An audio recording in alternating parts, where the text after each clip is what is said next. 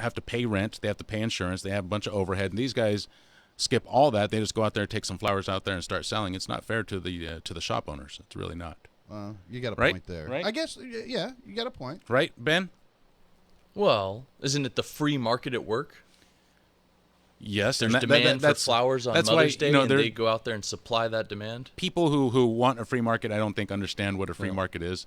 But yes, you're right. That is the free market at work, and that's why you can't have a completely free market. What? How about car thefts in Seaside? Does anybody care about that? No? A spike in car thefts from Seaside? Nobody cares. Do they know why? Well, I think if you're in Seaside, Because somebody's you probably stealing care. stuff from them. If you're a Seaside car owner, you probably care. Officers advise you to take the necessary steps to avoid becoming a victim. And this is good for, I guess, not just Seaside, anywhere. Lock your vehicle and make sure all the windows are rolled up. Leave nothing of value in your car and do not leave personal items visible. If you don't know that, man, come on. Number 3, do not leave important documents such as vehicle pink slips, driver's licenses, social security cards, and legal papers in your vehicle, as they can be used for fraud and identity theft.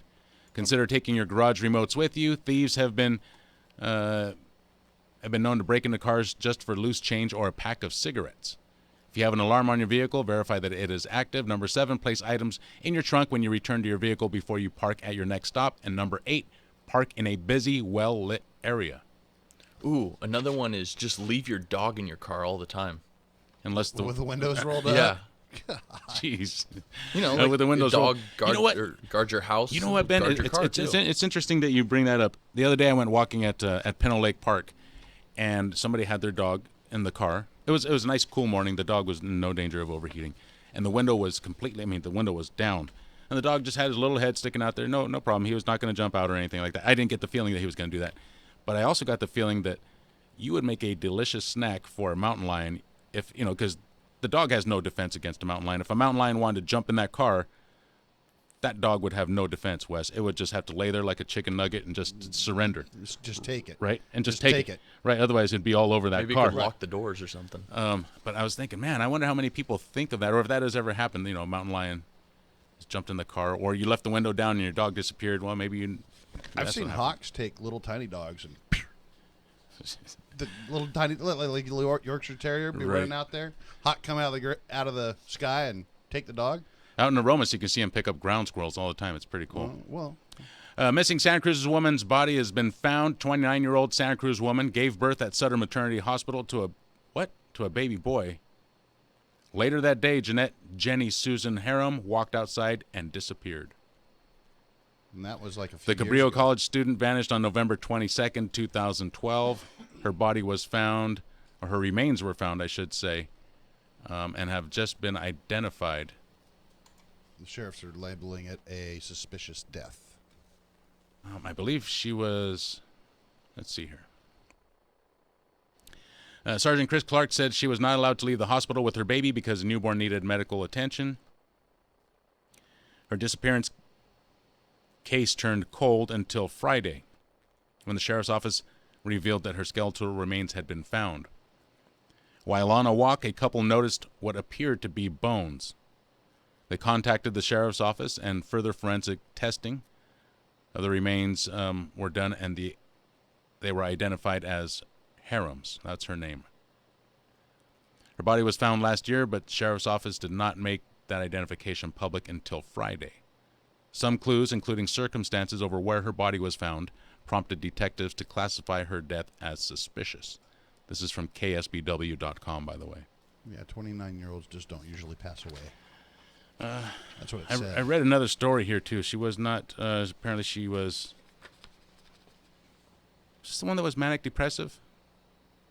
I don't know. I didn't see that detail. I did see that she was prone to sort of not going with contact with her family for long Right. periods of time. So Right. it was, Is she the one that was hit by a car? I don't know. I think if she was hit by a There- car, there that was- wouldn't be suspicious, There would was it? another. There's another story about that too in the news, and I must have got those confused somewhere. One of our callers just called up to suggest a way to defend your car from car break-ins. Mm-hmm. He said put an armed teenager in there. An armed teenager. There you go. 479-1080. Always. Well, yeah, Thousands 'cause of- if the windows are down, the burglar could just reach right in there. Thousands of salmon released into the Monterey Bay. That's kind of boring. 120,000 fish, though, Wes, were... Stuck in traffic how do you get stuck in traffic? because they were from the hatchery and they got stuck in traffic. A truck carrying thousands of juvenile Chinook king salmon eventually made it to Santa Cruz Thursday afternoon and reached its harbor destination. The fish were hatched and raised as babies at a hatchery in the Central Valley. And Transported over here by truck there you go.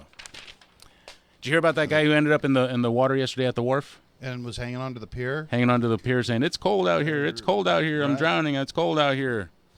You know how he ended up in the water? I read the story, so yes, I do. Damn it, Wes. It was based on a $20 bet. Was it Dummy. only $20 It was bet? a $20 bet that he wouldn't jump in. He jumped in. There's a reason they hold the Cold Water Classic here. The water's cold here, You think he was Duh. drunk, Ben? probably. Was he drunk? Yes. Do you think? I mean, it doesn't say here in the story, but do you? Well, Do you he was of legal age. That's a possibility. I believe he was old. 27-year-old Santa Cruz man 27. jumped from the end of the Santa Cruz Municipal Wharf Wednesday night to win a $20 bet. Police say he accepted the challenge and jumped. In the process, he suffered a hip and leg injury. Ooh. The man was heard yelling that he was cold after he went in the water. About 8:30 p.m., Santa Cruz police responded to reports of a man clinging to a piling and calling for help. So, What'd he at do? 27, are you smart enough to not do things like this? Yeah. Yeah. I think an 8-year-old would be smart enough to not do something like that. He had to have been drunk. Wow, no, $20 is a lot of money to an 8-year-old. Help was out there within minutes, and he was fine. If you're 27 okay. and you're jumping off of wharfs for $20, it's time to take a long, hard look at your life. Yeah, I think Wait he a was minute. probably drunk. If he jumped off the, Just because you can't let somebody dare you and you not take the bet. how'd he Unless- hurt unless you're himself some kind of if chicken. he jumped off the outside of the harbor? Did he jump off into one of the places where you look at the seals? I hope not. That would have been. And then he's bouncing off the timber before he hits the water. Yeah, I could see that happening. I think he probably just jumped off the edge right off there at the very end. and then just hurt himself on the impact with the water? I mean, he must have hit something. He had to have hit Yeah, he something. had to have hit something. Right, Yeah. and that's Maybe why he hit a sea lion on the way in. he's lucky. Maybe he tried to jump on a sea lion. That'd do it. See, now that would be a better bet. you won't try and ride that sea lion. No, that would be a cool bet. 479-1080 DM at KSCO.com. We got a break for CBS News. We'll be right back.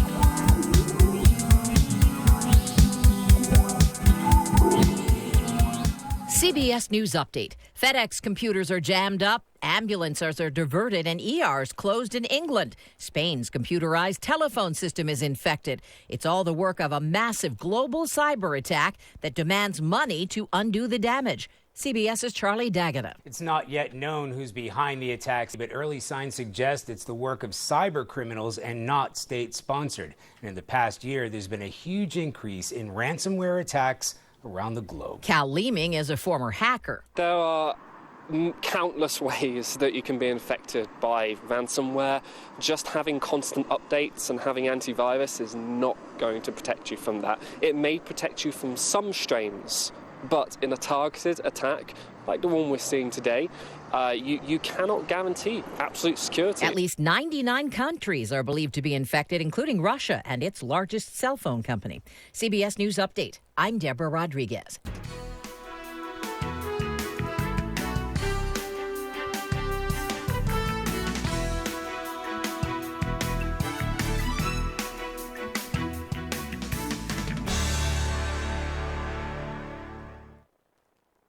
You're listening to KSEO Santa Cruz. It's 4:32. Time for local headlines. Here's Phil Deeseth. Thanks, Dave, and good afternoon, Central Coast. The City of Santa Cruz has begun the East Cliff Emergency Repair Project.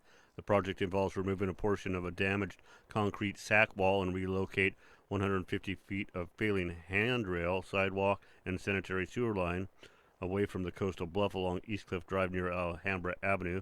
Traffic and parking are impacted near the project during construction, which is expected to be completed in early June. And the community is invited to an all-ages spring carnival that's taking place right now at De La Viega Elementary School.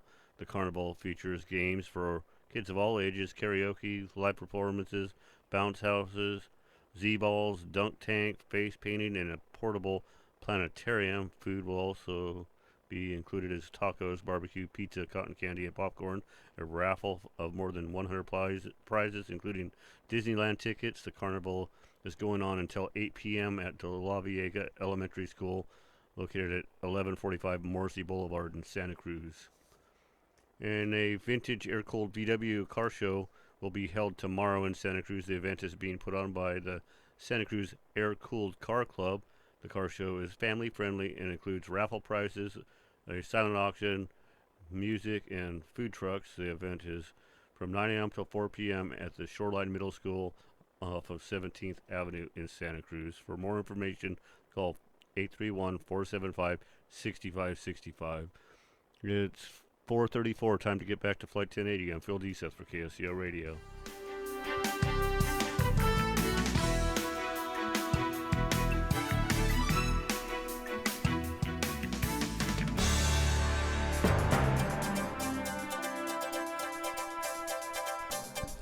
You're listening to AM 1080 KSCO Santa Cruz, AM 1340 KOMY La Selva Beach, Watsonville. The time is now 4:34.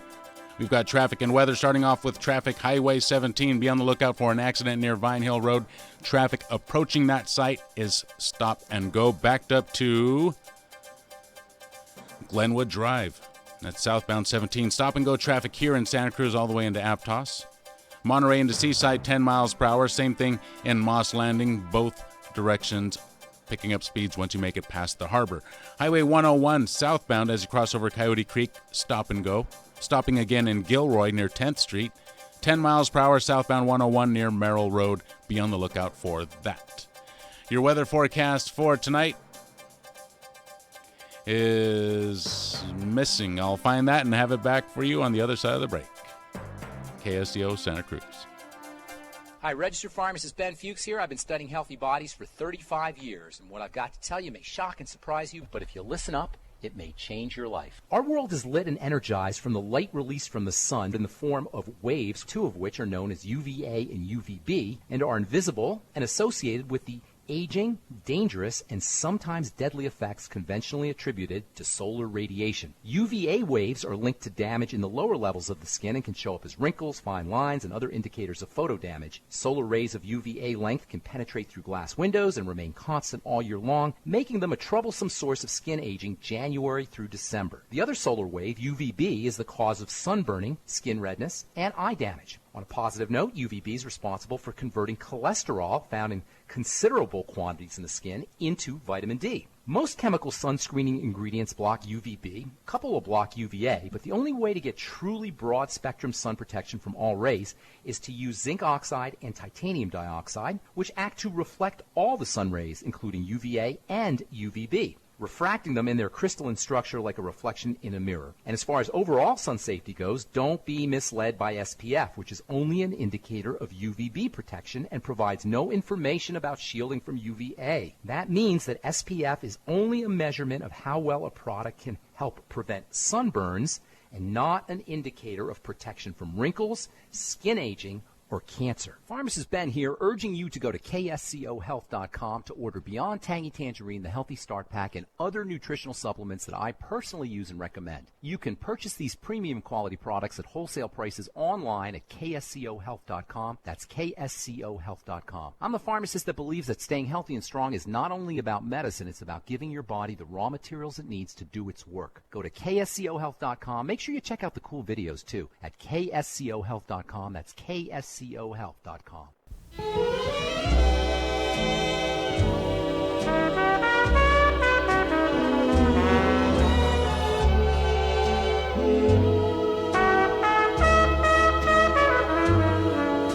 The station of wonderful music,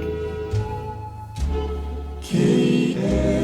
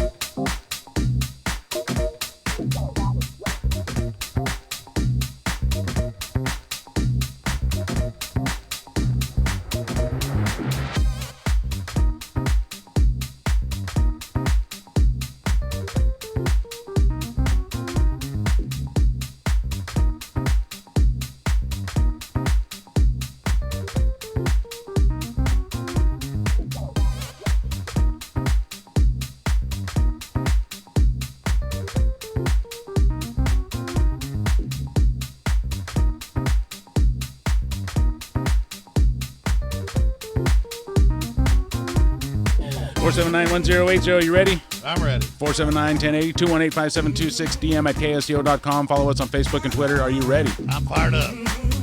I'm ready. We're going to go out to the phone lines. 831-479-1080. Johnny's up next.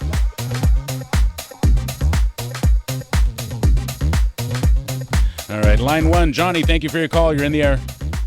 Hey guys, I got just a real quick one on the Highway 17 mess at Graham Hill. It's a kind of a public service announcement, if you will. All right.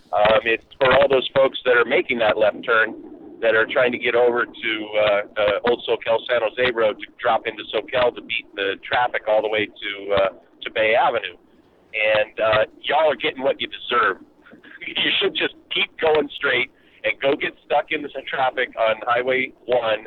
Because for all you that have been getting wrecked yesterday, the day before, it's every day. You're backing up freeway traffic all the way to the Cats in some cases because of doing that. So you're wasting your own time by doing the left turn, and then you're getting your cars wrecked too.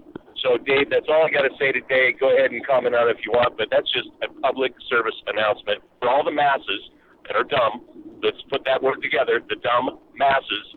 And you guys need to just chill. There's only room for 4 cars to turn left there, and cars are careening down that hill at 50, 55, 60 miles an hour, and y'all are causing the wrecks. Not the people who are hitting you, but you, the ones that are turning left that don't live on Vine Hill. Take care, man. Oh, thank you, Johnny. 479-1080. That's the truth. I mean, what's the truth? If you're sitting there, Ben, what's the number to the CHP office? I mean, I think that's the kind of call you should make would be to the CHP. 911.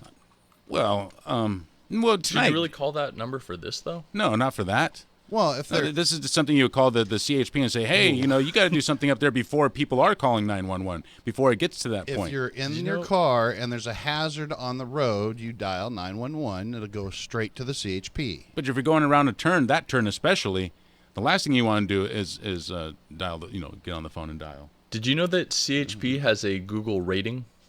What does that mean?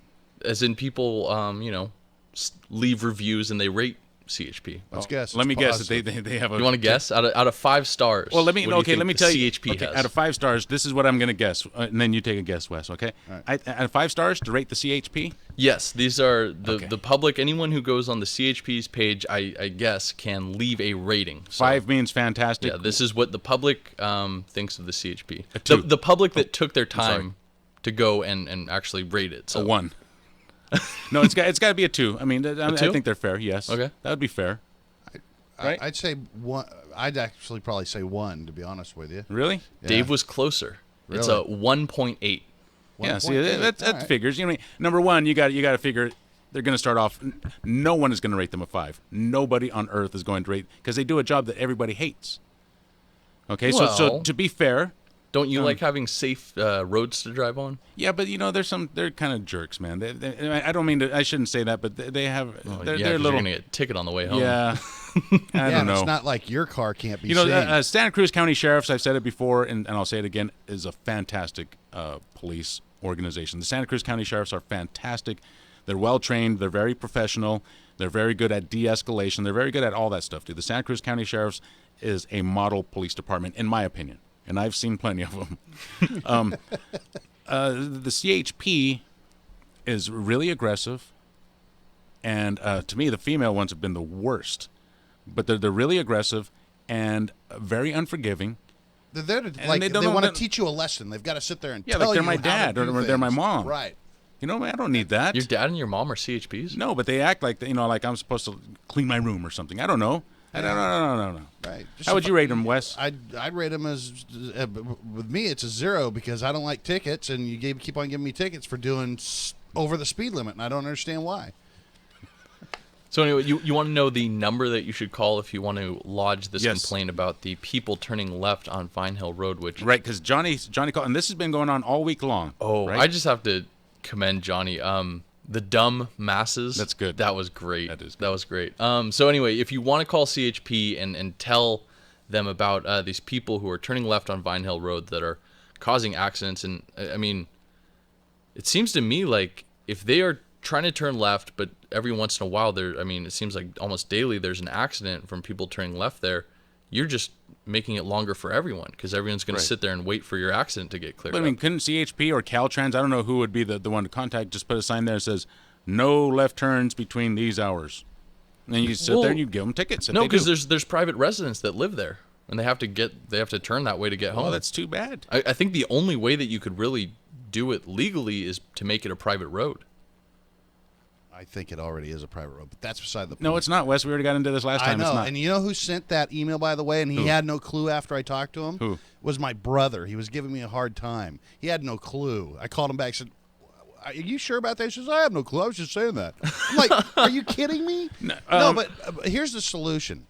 Go down into Scotts Valley. It can't be a privatized. Get off on the first exit at Granite Creek. Come back over the overpass. Go back up the Vine Hill Road, and then you can just get off like a normal person. It'll only take you 2 miles out of your way. Wait. Say that again. You go down all the way into Scotts Valley. Okay. Go up the first exit in Scotts Valley. Go back over the highway. Go back up to Vine Hill, and just get off the highway because it's just off. Wait a minute. So you're telling me as I'm going into Scotts Valley, just drive down to Scotts Valley, turn around, come back up 17, and then get off on Vine Hill, and then right you're not on Vine causing Hill any Road. traffic at all. Yeah. Wow, dude. Yeah, you're just That's flipping. brilliant. You're flipping a U-turn, right? That's all you're doing. But hey, don't mind me. That's actually a good idea. You would probably get onto Vine Hill Road quicker than if you sat waiting to turn left. Yes. And much safer too. Oh yeah. Right. Not even to mention that. Wow, that's good. That's good So advice, anyway, Wes. the CHP number that I never got to read, or that's my fault. But anyway, 911. 831-662. This is the station in Aptos. Okay. 831, which I think they're replacing. Yeah, But anyway, they're looking to. It's an 831-662-0511. 05. Oh shoot. 0511. Yes, 662-0511. And this is Aptos CHP. Yeah, that is the office down in Aptos that I think they want to move or upgrade or something. Yeah, I remember they're looking for land that they can buy or But lease. anyway, if you want to lodge a complaint about the people turning left on Vine Hill Road, that would be the place to do it. I'm sure they know about it though. But with the highway being blocked and not being a construction zone, that's an emergency because somebody can get hurt. Therefore, you need to call and have them come now, and that's what you use 911 for. Because a stopped vehicle in the fast lane of Highway 17 is very unsafe. 662-0511. I'm amazed that there's that many people that are all lining up to make that left turn. It seems incredibly dangerous, first of all, and then also it seems like you're really not saving any time when you consider how long you sit in that line to turn left. What you're doing is you're being a jerk and not caring about anybody else's safety just so you can get home and bake your potatoes or pop your popcorn or whatever you're going to do. Well, if they were listening to us, they're headed to Scotts Valley right now to flip a U-turn. 479-1080. Should that road be privatized if it's not, Wes? I'll tell you why it shouldn't be, but you tell me what your answer is. I say no. Well, I mean, as long it's a matter of national security. As long as the county's maintaining the road, then it's not private. But if the people up there are maintaining the road themselves, then it's a private road. And that part we still don't know. It's still a mystery. So if somebody lives up on Vine Hill, call in. Well, you know, to 831-479-1080. To some extent, I mean, it is a point. It is an issue of security. It's an issue of not just national security. Sounds like I'm being, dramatic, but certainly a matter of countywide security, certainly a matter of natural disaster logistics, right? I mean, you got to have these roads open. They can't be privatized and say, hey, no one can get through on this road. This is ours. No. Those roads are supposed to be open. Right. Right? I mean... right. Sorry. I had my cough button down. You know, one of the genius things about the United States is our freeway system. And, if an enemy, God forbid, was to come over here and start bombing the hell out of something, which they don't do too much of anymore, we'd still be able to get around. Yeah, there's so many roads, everywhere. We'd still be able to get there's around. old fire roads, and you can get on dirt bikes and four-wheel drives, and you can get out of here. So I think I'm pretty much against roads being privatized. That really bugs me, especially when they get to when they connect, two different roads. Right, down to the old branch of 40. Mm-hmm. Right, yeah, I kind of agree with that. So, yeah, I don't like your idea. So the county should take care of that road. They do. Well, let's hope. So then you put a sign there and you say no turning onto Vine Hill, period. Right. During these hours. And if you live there, then guess what you're going to do? You're going to have to drive into Scotts Valley, make a U-turn, and come back up. A lot of them do that just because of safety. Well, then that's what everyone's going to have to do. Because I would put a sign up there that says no turns, no left turns. I used to live on the road just south of Vine Hill on Crescent Drive. Uh-huh. And during summertime with the beach traffic, you couldn't, depending on what time of the day, you couldn't pull out on the highway. So you'd literally get up. Sometimes you had to go all the way up to the truck stop to the left. You had to turn around and go north, get to the truck stop, and then cross the lanes and then come back down. Were you living out there when Santa's Village was? Oh, yeah. Really? Oh, yeah, I got pictures of me at Santa's Village. Really? Oh, yeah. I want some of those pictures. Yeah, Not because I know. want to see you, but because I want to see Santa's Yeah. Village and kind of reminisce. Right, yeah. And just I got all sorts of that. Wow. You know, there's on Facebook, there's a Santa's Village Facebook page with the pictures and all sorts of stuff from back in the day. Santa's Village in Scotts Valley? Yeah. Oh, well, I'll check that out. So on line 1, we have a guy who actually lives on Vine Hill Road who has he some can answer the information question. for us. Okay. And then the other one was Johnny in the Freeway, who sort of started this whole topic for us. He called back and he had this suggestion. You're saying back when there was an issue, people turning left on Laurel Curve onto Laurel, Right. what they did was they just put the cement divider in between so people couldn't turn left anymore. Yeah. Right, but that would suck for people who live on Vine Hill. See, I just want to block it off during certain hours. Because the Vine Hill people could do what Wes said, and that's just go down, take a U-turn at Scotts Valley, and then come back up. Is it really fair to make them? I mean, I guess it's not. The answer is no, but it has to be done. I Fair think to make it's- them pay for the other people's stupidity. Yeah, well, I think it's worth the safety that you get from that. 479-1080 DM. Oh, there it is. Scotts Valley, 1959, Santa's Village. Wow, dude. Yeah, it's pretty cool. We could probably link You that remember on our Hocus Facebook Pocus? page. Yeah, that's cool. Do you remember Hocus Pocus? No, what's that? He was a clown here in town. And he also played Santa Claus at, go to the phone, Where do you play Santa Claus at? at Santa's Village. Oh, okay. 479-1080. Let's get out to the phone lines, Wes. Enough dilly-dallying. Oh, I should have went to Daniel's call. John, you're in the air. Hey, how's it going? Good, John. What's up? Hey, I think a lot of the problem there also is all started from Old San Jose Road being closed. I mean, calling the CHP, I don't really think will do anything, but people need to start calling the Santa Cruz Public Works Department, like John Presley, and complaining to them about getting Old San Jose repaired, because a lot of those people would have been getting off at, the Summit Road, Idlewild, Black, and you can kind of come down through there. A lot of this problem started since that road closed, because a lot of people commuting will take that diverting out. I think a lot of those people are cutting over that would normally do that. You know, that's a good point, John. That's a good point. Yeah, CHP can't do anything, man. It's just we got to get on Public Works, and they need to prioritize getting Old San Jose Road repaired. All right. So, anyway, that's my 2 cents from the stupid masses. All right. Thank you, John. 479-1080. His 2 cents, eh? But isn't it that people have found an even shorter route now with Vine Hill Road? I mean, isn't that even shorter than taking Well, it is SoCal because San Jose? there's no traffic at all. Yeah.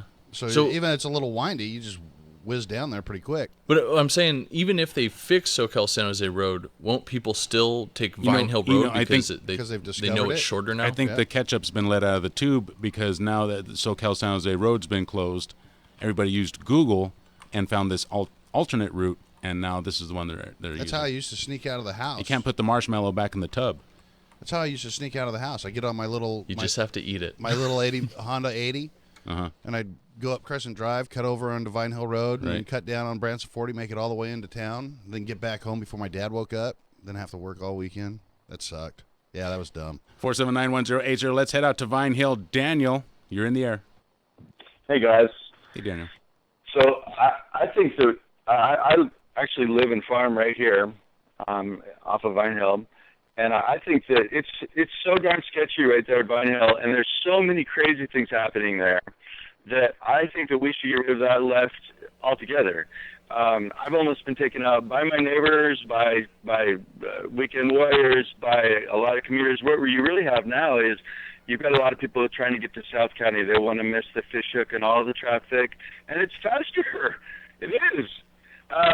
Than getting stuck in any of that darn traffic. And it's faster in and out around beach traffic, etc. But our roads are really hammered. Vine Hill is public. You guys are thinking about Jarvis. The top of Jarvis is private. Lower Jarvis is public. But it's a real problem. I've almost been taken out at the top there, trying to make a left by my own neighbor that was doing literally over 100 miles an hour in a Maserati, coming from Los Gatos. Take that left, and I was trying to get to Scotts Valley. I don't go that way anymore. He came out of absolutely nowhere, and but I think that we should get rid of that turn altogether. It's too darn crazy because you've got people they'll come down and they'll do a U-turn right there. The people who live on the top of Upper Jarvis, and they cause problems right there. I mean, everybody, locals, everybody causes problems here.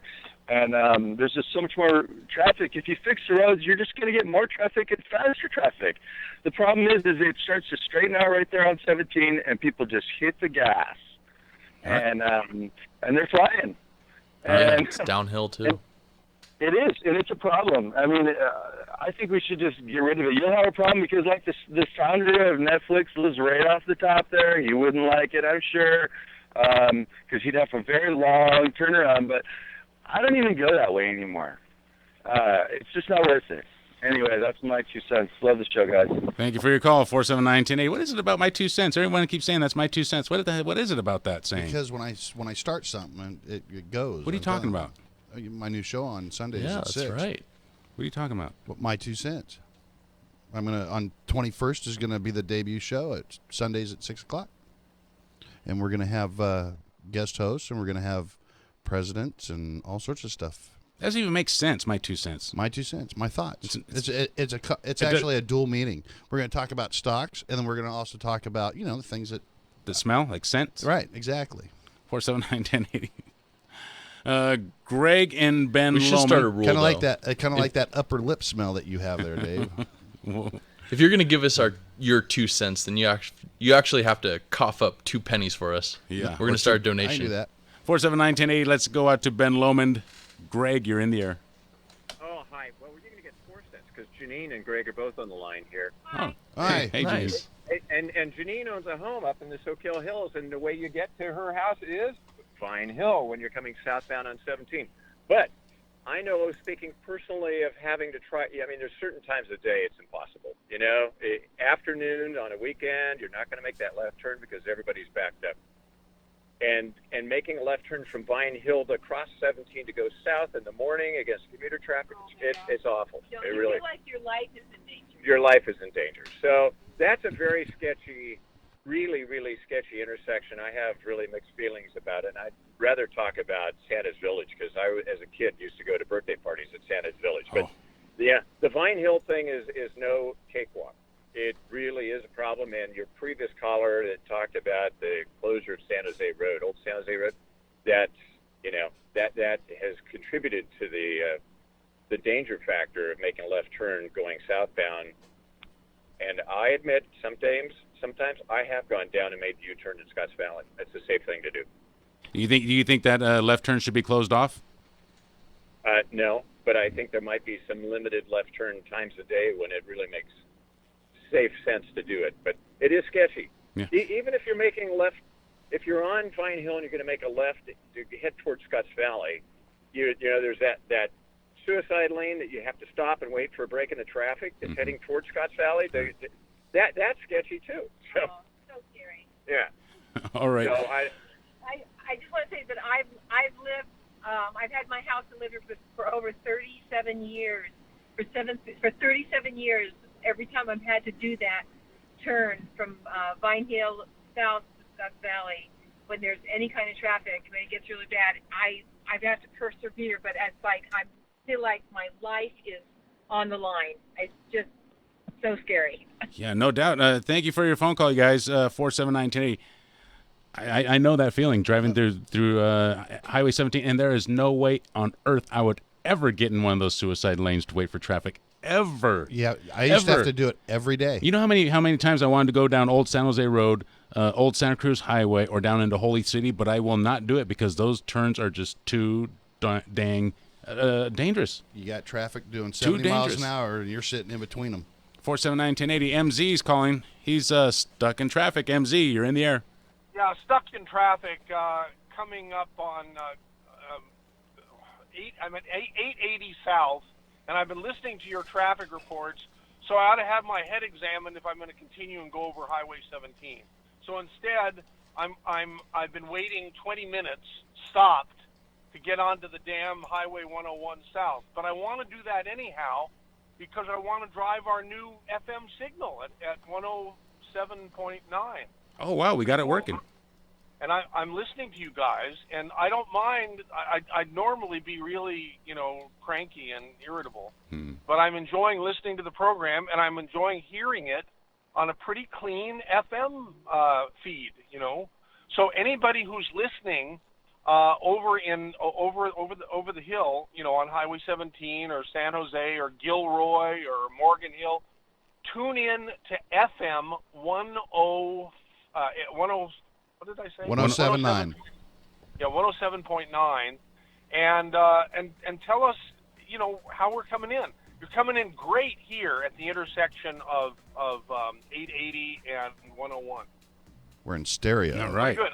Huh? Okay. Now the other thing I wanted to say, we're going to have a killer Saturday special tomorrow. Boring Jeff returns to KSCO. That sounds exciting. Yeah. Boring Jeff is actually great. I love listening to that guy. He's great. Yeah, and he's the world's greatest car enthusiast. No one knows more about cars than he does. That's Guy's for sure. Incredible. But we're not going to talk about cars, I don't think, tomorrow. What we're going to talk about is the truth about sanctuary cities and the solution to the sanctuary city problem. That'll be on tomorrow's Saturday special? Yeah. That sounds good, MC. Boring Jeff on the phone, I think. I don't think he'll be at the studio, but he'll be with us for the full 2 hours. Sounds Pretty good. Exciting, huh? Pretty good stuff. And he's gonna. He is a really smart dude, as you know. Yes. Hey, MZ, we got to head out to CBS News. Okay. All right. Thanks, you guys. See ya. Thank you, MZ. KSCO Santa Cruz 104.1 FM, 1080 AM, and 107.9 FM on the far side of the hill. Including Spain's telephone system. Japan, Turkey, and the Philippines were also affected. In the U.S., FedEx was hit. But cybersecurity experts say the brunt of the attacks were felt in Russia, including the country's largest mobile phone company. The Department of Homeland Security says it's working with partners domestically and abroad, sharing information on ransomware. The attack has affected an estimated 100 countries. President Trump has a warning to the man he fired as head of the FBI this week. The president tweeted that James Comey had better hope there aren't any tapes of their conversations. Do such tapes exist? And just what was the president getting at? White House Press Secretary Sean Spicer wouldn't say. The president has nothing further to add on that. Sources close to Comey say at their dinner in January, the president asked the FBI director repeatedly for his loyalty. Spicer says that never happened. I think the president wants loyalty to this country and to the rule of law. Stephen Portnoy, CBS News, the White House. CBS News contributor Bob Schieffer. I think it is in no one's best interest, more so than the president, to get the facts out. But he's going to have to tell people and do more than just send out tweets and say, this is something dreamed up by the news media. Former Los Angeles County Sheriff Lee Baca has been sentenced for obstructing an FBI investigation into abuse at the jails under his supervision. Federal Judge Percy Anderson said Baca abused his power and oath and said if it weren't for the 74-year-old's Alzheimer's diagnosis, he would have given him a 5-year term, which a top subordinate received. Instead, he gave him 3 years in prison, 1 year supervised release, and a fine. Outside court, Assistant U.S. Attorney Sandra Brown told reporters. He made a decision to protect what he called his empire, his jail, and then simply to protect himself. Baca gave a rambling defense of his 48 years in public service, ending on a defiant note. When I stand tall, I stand right with what I think is right. Baca's attorneys will try to have him remain out on bail pending appeal. The chance of that happening is slim. Pete Demetrio, CBS News, Los Angeles. Tony Bennett is under the weather. He's canceled a concert at the Sands Casino Resort in Bethlehem, Pennsylvania, scheduled for tomorrow night. His publicist says the 90-year-old singer has a mild case of flu. All tickets will be honored for a new, so far unannounced, date. Dow down 22. This is CBS News. Wouldn't it be great if you could stop crime before it happens? With the Ring Floodlight Cam, you can. I'm Jamie Siminoff, inventor and founder of Ring. Floodlight Cam is a motion-activated HD security camera that connects right to your phone, so you're alerted when anyone steps onto your property. You can now see, speak, or even sound an alarm right from your phone, anywhere, anytime. Does your floodlight prevent crime? Ours does. Go to ring.com/advantage and save $150 off of a Ring of Security kit. That's ring.com/advantage.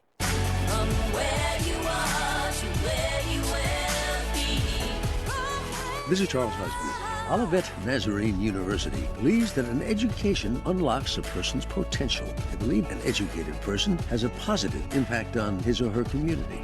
They believe that education is not something to be contained, but imparted to the world. They believe in you. Learn more at graduate.olivet.edu. Olivet Nazarene University. From where you are to where you will be. The Sharks are back in Southern California. Here's CBS's Carter Evans. Many of the sharks appear to be juvenile great whites, 6 to 8 feet long and about a year old. There have been an unusual number of sightings this year. Shark populations are increasing. Marine biologist Chris Lowe runs the Shark Lab at Cal State Long Beach. The reason why I think we're seeing more sharks is because we protected them. They've been protected in U.S. waters since 2005. The other thing is there's lots of food. So along our beaches, the stingray populations have been exploding over the last 50 years. Grads at the USC got a send-off from comedian Will Ferrell, who also received an honorary doctorate from his alma mater. The next time I'm flying and they ask if there's a doctor on board, I can now confidently leap to my feet and scream, "I'm a doctor. What can I do?" Yes, no problem. I can absolutely deliver that baby. Deborah Rodriguez, CBS News.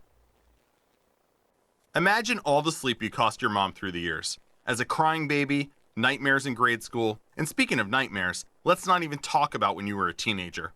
Hi, I'm Scott Tannen, founder of Boll & Branch, and I'm going to help you give your mom the gift she deserves, a great night's sleep with a set of Boll & Branch sheets. Our sheets are handcrafted from 100% organic cotton, the softest she'll ever feel, and they get softer over time. We only sell at bollandbranch.com, so you get twice the quality at half the price. No middleman markups. Everyone loves Boll & Branch, even 3 U.S. presidents. We guarantee she'll love them too. That's why your mom can try them risk-free for 30 nights. They arrive beautifully packaged in our signature gift box. No wrapping needed. Now through Mother's Day, we'll give you $50 off your first set of sheets when you go to bollandbranch.com and use promo code SLEEP. That's bollandbranch.com spelled B-O-L-L and branch.com. Promo code SLEEP. That's bollandbranch.com. Promo code SLEEP.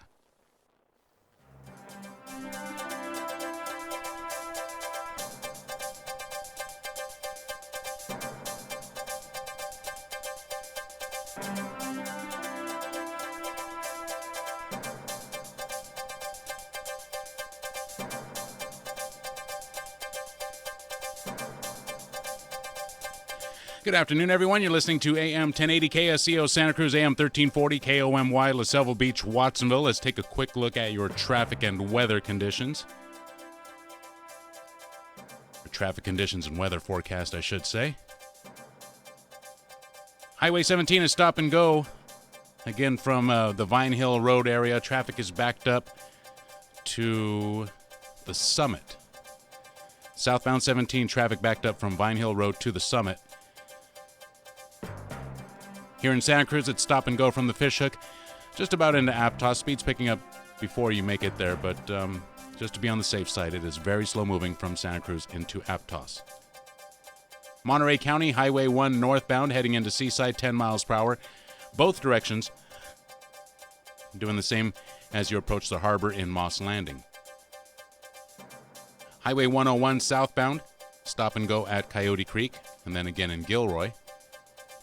10 miles per hour at the San Juan Bautista exit. That's near Merrill Road, southbound 101. Your weather forecast for tonight includes mostly clear conditions. Lows should be around 48 degrees. Tomorrow sunny. Highs will be around 65 degrees. And tonight's boaters forecast includes a small craft advisory, northwest winds 20 to 30 knots, wind waves 4 to 6 feet, and west swells 7 to 9 feet at 12 seconds. The time is now 5:08. We're moving on to headlines. Phil Deeseth is standing by with those. Remember, you can catch up with headlines simply by logging on to KSCO.com. 24 hours a day, 7 days a week. KSCO.com brings you news, traffic, weather, podcasts, and more. And again, if you're on the far side of the hill near the San Jose area, tune into our new signal, 107.9. Here's Phil. Thanks, Dave, and good evening, Central Coast. There's been a spike in car thefts in the Seaside area. Officers advise the community is to take the following steps to become a victim. Tavia Avila has more on that. Always lock your vehicle and make sure all windows are rolled up. Leave nothing of value in your car and do not leave personal items visible. Park in a busy, well-lit area and do not leave important documents such as vehicle pink slips, driver's licenses, social security cards, and legal papers in your vehicle as they can be used for fraud and identity theft. This is Tavia Avila for KSCO Radio News. A Watsonville man is facing more than 4 years behind bars for a DUI collision that killed his passenger.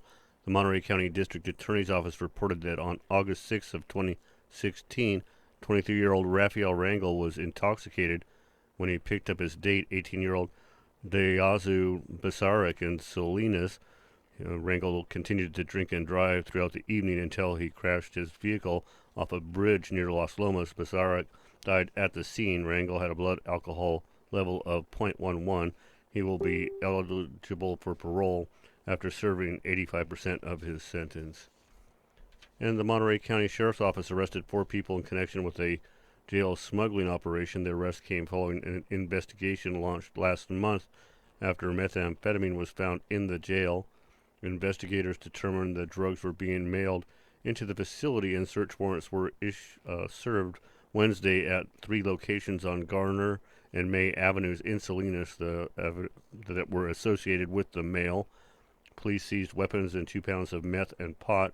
36-year-old Michael Meza, 27-year-old Gregorio Solis, 28-year-old Luz Solis, and 34-year-old Sergio Ruiz were arrested and booked into county jail.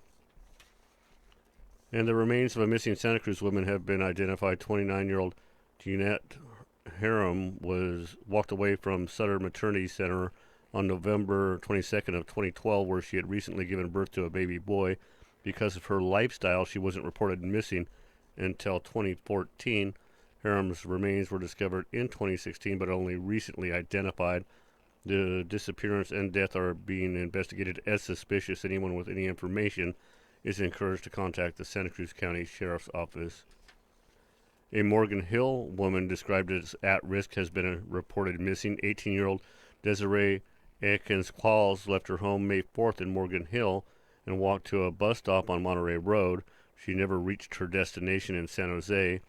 Qualls has a history of depression. Anyone with information on her whereabouts is asked to contact the Morgan Hill police. And a study found that some Californians are losing their homes and going bankrupt from legal fees imposed by counties if their kids get arrested.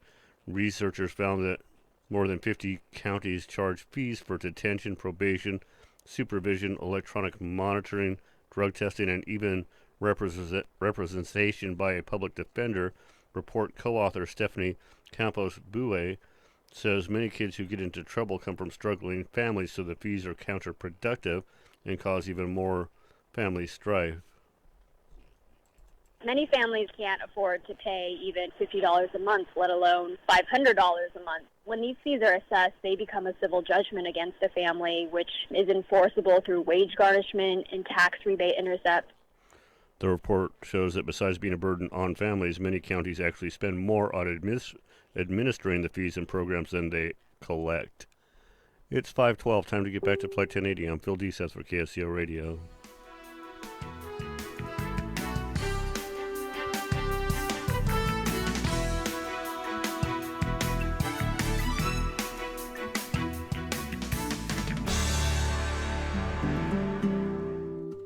Join Staff of Life Natural Foods Saturday, May 20th from 12:30 to 4:30 as we celebrate 48 years of serving our community with a free afternoon of great food sampling, wine and beer tasting, music, and family fun. Staff of Life offers the largest selection and best prices on all the natural food items you're looking for. I love all the selection. You would never believe everything that's here when you walk through the doors. All the fresh produce. We get all our breads here, the deli meats. We love everything. Come enjoy sampling samples of our most popular products, wellness demonstrations, raffle prizes, kids activities, free barbecue samples, and local beer and wine tasting, all while you dance to the sounds of Santa Cruz favorite, the Joint Chiefs. Everyone is welcome to Staff's free anniversary bash, May 20th, 1266 Soquel Avenue off Morrissey Boulevard. Come join us for a fun-filled afternoon.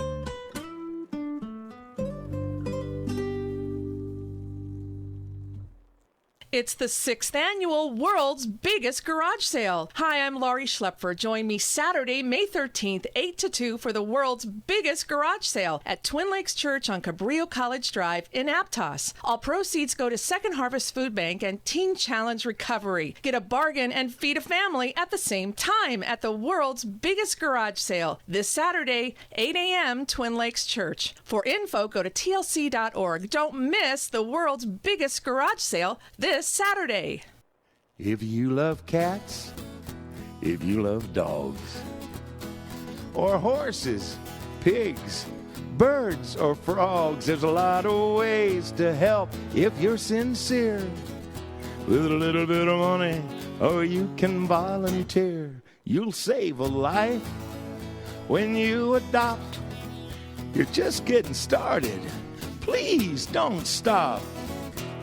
Right here on the Monterey Bay, you can save some critters with the SPCAs. Open up your home, donate a car, or pull some bucks from your small change jar. Give a little love, share a little time, save a little life, gain peace of mind. All the SPCAs of Monterey Bay. It's always open house at the Mike Young Real Estate Hour, and you are always invited to walk right in and join the discussion. Hello, I am Mike Young, and I love talking real estate with all the experts and with you.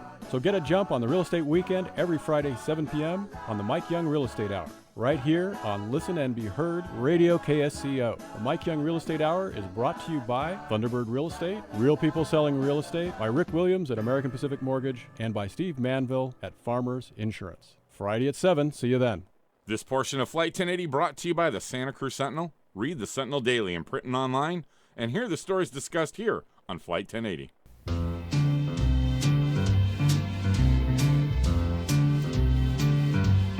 KSCO in Santa Cruz.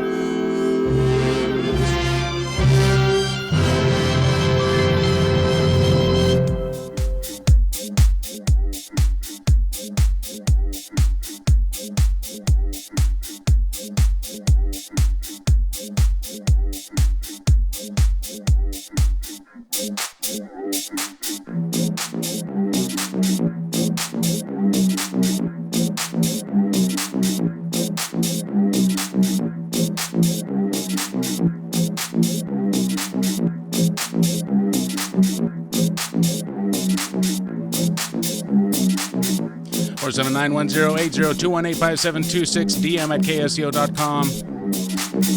Join us on board Flight 1080. Follow us on Facebook and Twitter at Flight 1080. It's 516.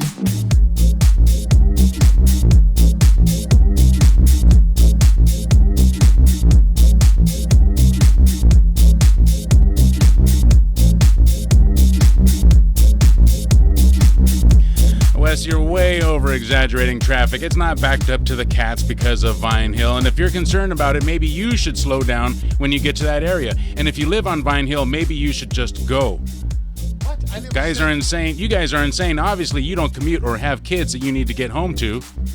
John thinks you guys aren't thinking, and no, it's not shorter than it would be quicker if we settle zero open again. Boy, I don't know. I think we lost it there. 4791080. Maybe we should just close Highway 17. There's accidents there all the time, too. All right, you want to be a smart aleck about it? Yes. I never said it backed up over to the cats. I'm saying is that if they're turning left into Vine Hill and there's so many people that are backed up onto the fast lane, that's stupid and crazy. Just go down to Scotts Valley, turn around, and come back up. And not cause the traffic behind you. DM at ksco.com. All right. And let's remember, see. it's my highway, so you're on my highway. Get off. No, I'm Should we just throw kidding. it? Should we throw it to a vote out there because plenty of people are stuck in Yeah. traffic? Should we close off Vine Hill Road? I mean, should that be closed off? Should we just lay a concrete divider right there and no one turns off? You Well, guys we've can't handle had- it like a bunch of idiots, then nobody gets to turn. We've had two sort of ideas for fixing this problem, or I guess we should say we have three ideas. One would be to just leave it the way it is right now. You could vote for that.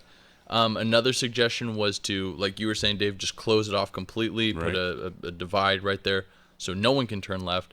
And then the other one that I think you mentioned and someone else also mentioned was having times that you could turn left. Right. Something has to be done, man. I mean, how much longer do you guys want to sit out there and stuck in that damn traffic? I was amazed the person that sent you that message, they were saying, oh, I have kids to get home to. Right. But, you don't think anybody else does either? Well, that's true, but also when you take that left turn, you're taking your life in your own hands. I mean, you could get T-boned by some other car. I don't know how people can make that turn. That is just nuts. Yeah, so talking about getting home to your kids, maybe you should get home to your kids safe. It has been many, many years. Well, I can't actually even think of a year that people actually know how to drive over Highway 17 to begin with. Oh, it's much safer now, though, than it was when we were driving those big old boats, though. Oh, yeah. I mean, those cars were impossible to stop. Well, before they put the center wall in, there were some really bad head-on accidents on 17. We were talking about yesterday the 3-lane highways, right? Mm-hmm. Was 17, did that used to be 3 lanes? No. No? No. I don't. Yes? Yeah, I think so because that one in the middle is still there, right? I mean, you could sit there and wait for traffic to pass by. Yeah, but that's the turning lane. But when was it ever a 3-lane And then highway? when you're sitting there in that middle lane, you got cars on both sides of you traveling at 60, 70 miles an hour. For a time, it was a 3-lane highway, and they referred to the center lane as the suicide lane. That's what we heard yesterday, too. Yeah, because the center lane was for the left lane and the right lane to pass. Oh, man, dude. Oh, back when it was 1 lane each direction. Yeah, so 1 lane each direction and then a center lane that you could pass, but, both people are passing both directions. Yeah. Wow, I don't even want to think about that. And on 17. 47910. There's been a lot of safety improvements on Highway 17. Maybe it's time to shut off the turn on the Vine Hill. I like the reversed bank turns where you turn and it actually throws your car the opposite direction. Yeah, that's Those are real always nice, fun. right? Yeah, that's real good. 47910. No, I grew up on Highway 17. I grew up there on Crescent Drive. Highway 17 was my playground. I kid you not. Rocky and Mike's playground was Highway 17. Was Highway 17 like the original passageway across that hill? Or was it? Maybe it was old SoCal San Jose Road. There was It was the original. Yeah. I don't know. I think actually that Branson 40 was. Boy, I'd have to go back. I'd have to think about that one. Call us up if you're a local historian. Yeah, that's been a long time because there was old Santa Cruz Look, Highway. I have it right here. Let's see. Do we have a call here? We do. Yeah. Let me We're gonna just get read. Shade's, schooled. he's only been hanging on there 30 seconds. So let me read this real quick, Shade. The earliest connection between Santa Cruz and San Jose was an old Native American foot trail. The first road that could be navigated by a wagon was a dirt toll road built by Charlie McKernan, known as Mountain Charlie by locals. Mountain Charlie? Yeah. Was that the one that was a woman? Yeah, I think so, yeah. Portions, it's either One-Eyed Charlie or Mountain Charlie. They're both named Charlie, and it's really hard. I get them confused. Portions of this road still exist as Mountain Charlie Road, to the west of Highway 17 and south of Summit Road. Several other stage lines were built as competitors, such as the San Jose Turnpike, which follows the approximate route of present-day SoCal San Jose Road. After realignment to increase the road width, many sections of the original stage route were cut off. These sections became side streets, named with variations containing old turnpike. Some of these now dead-end streets have retained the look of narrow stagecoach roads. Wow, so some of those streets going off the sides of Highway 17 are the old stagecoach roads, and will look like it if you drive down Does it say which ones? Maybe further down the article. Let me get to the phone calls here, and I'll see what I can dig up here. Let's head out to Santa Cruz. Shade is in the air. Hey guys, how you doing? Good, Shade. I haven't called in a while. Good to hear from you. Yeah, I love you guys' show, man. You guys are great. Well, thank you. Just great talk radio. So what's going on at Vine Hill? Is it people trying to get on or causing backup? Yeah, people turning left across 17. They're coming southbound, taking a left. I know that Vine Hill really well as a plumber. I did a lot of work over there, and you try to get on in the traffic. And the problem is that suicide lane that you sit and you wait for traffic. It's one car only. It's posted. It's on a sign. One car only. Because when you get another car behind you in that suicide lane, it blocks your vision, and you can't see the oncoming cars to really safely get back into traffic. So I think if they just enforce that it's one car in the suicide lane, the other guy's got to wait before he gets in the suicide lane. Then it goes a lot smoother. But you get two cars back there, and you can't. It creates such a hazard. You can't see. They ought to at least put a patrol there for a while and start handing tickets to people that try to do that. And it would probably improve it quite a bit. So there's a fourth scenario. All right, Shay, thank you for the phone call, 47910. You know, I was thinking about that too, Ben and Wes. But Wes, I mean, dude, can you imagine traffic's bad there right now? Can you imagine having some cop out there on a motorcycle going trying to give out tickets? It'd slow things down. Holy cow, that would make things even worse. People would do the speed limit. You just need to put a barrier there, shut down the turnoff to highway to Vine Hill, and if you live up Vine Hill, sorry about that, you got to go around. That's pretty much what it is. I mean, people are going to get 47910. Somebody's going to get smashed out there real good, and somebody's going to get really hurt or die. And I mean, I'm sure it's already happened out there. It doesn't need, that's the worst case scenario. Best case scenario is that it snarls traffic for everybody. Look at you. You're sitting in traffic right now. Why? Because some jerkwad wants to make a left turn onto Vine Hill. Shut that damn piece of road down. Just shut it down. And the other thing, too, that really irritates me. I'm tired of my listeners being stuck in traffic, Me Wes. too. It sucks. But when you have a semi in the slow lane and you go to pass them, you need to go faster than the semi. Okay? So you can get in front of him and then get back over. Don't just sit there and tag and be lined up with him the whole way up Highway 17. But you're lucky you have a car that has power. When you have a car then don't pass the semi. Stay behind him. Why cause all that traffic? You shouldn't be in the fast lane anyway. Stay in the slow lane unless you're passing somebody. Then get back in the slow lane. If you're next to the wall in the fast lane, you're using it like the commuter lane, you're wrong. Well, you don't have to be a dick about it. I know, Wes. dude. That just irritates me. I used to commute 17 every day. DM at KSCO.com. All right, let's head out to the phone lines. Samantha in Santa Cruz, you're in the air.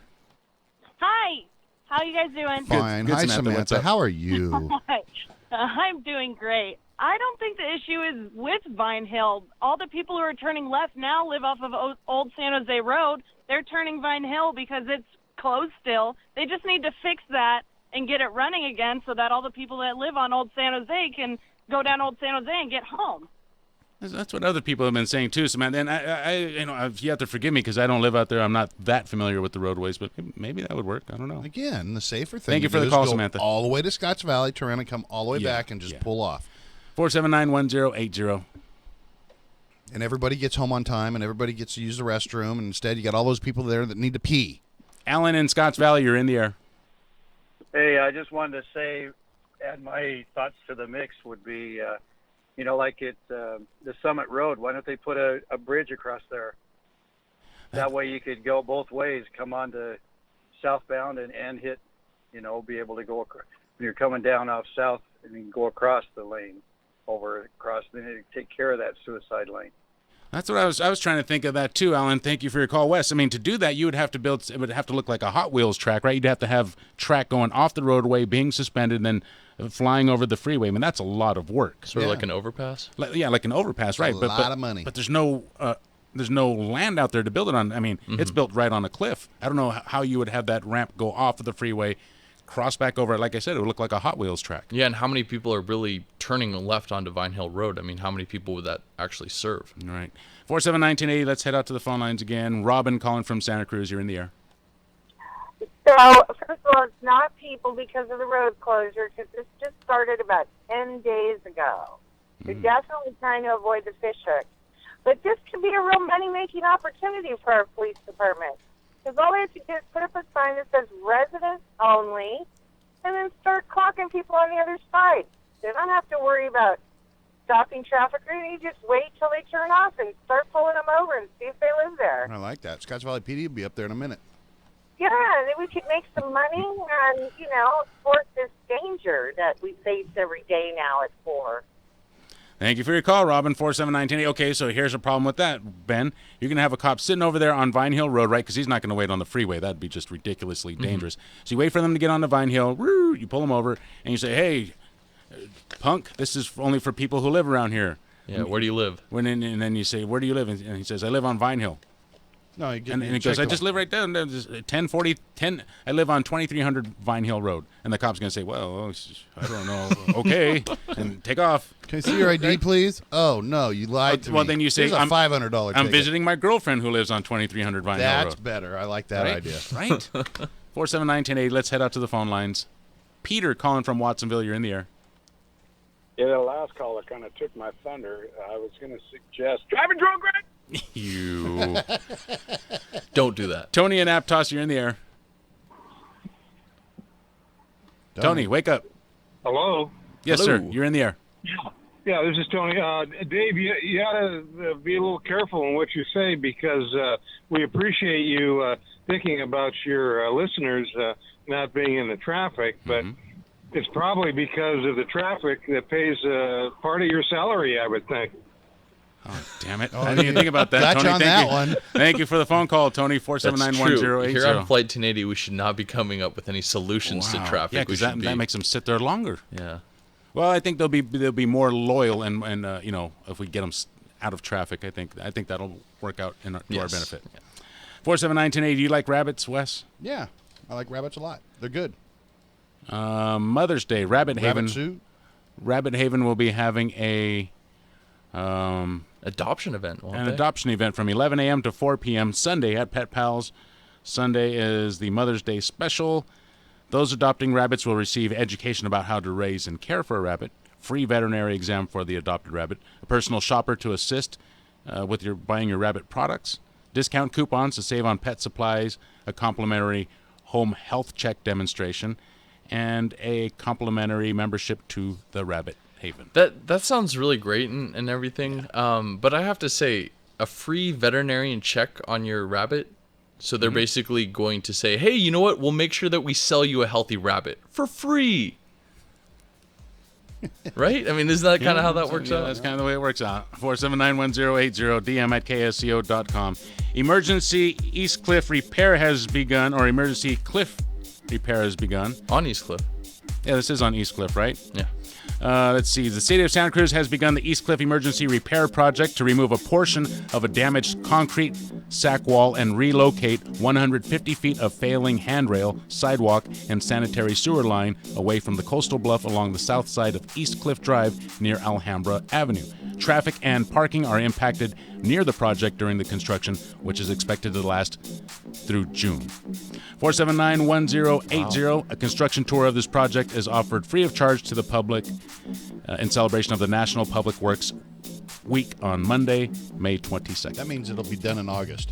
479-1080, KSCO Santa Cruz, Flight 1080. Ever recorded, and it's spread to some 100 countries around the world, disabling computers that keep cell phone systems up and running, emergency rooms at the ready, even FedEx online. CBS News technology consultant Larry Magid. This attack is using a technique known as ransomware, where the victim is asked to pay a ransom to unlock their computer or access their data. It's reportedly exploiting a vulnerability that was developed by and stolen from the NSA. Microsoft has developed a patch or fix for this, but many institutions have failed to update their computers and are therefore vulnerable. As for who's behind the hack, former hacker Cal Leeming. The list could be endless. It could be a nation-state attack, a state-sponsored attack, or it could just be a 13-year-old kid in their bedroom. As the Russian Interior Ministry says it is among the targets. CBS News Update. I'm Deborah Rodriguez. You're listening to AM 1080 KSCO Santa Cruz. The time is 5:32. Headlines are up next. Here's Phil Deseth.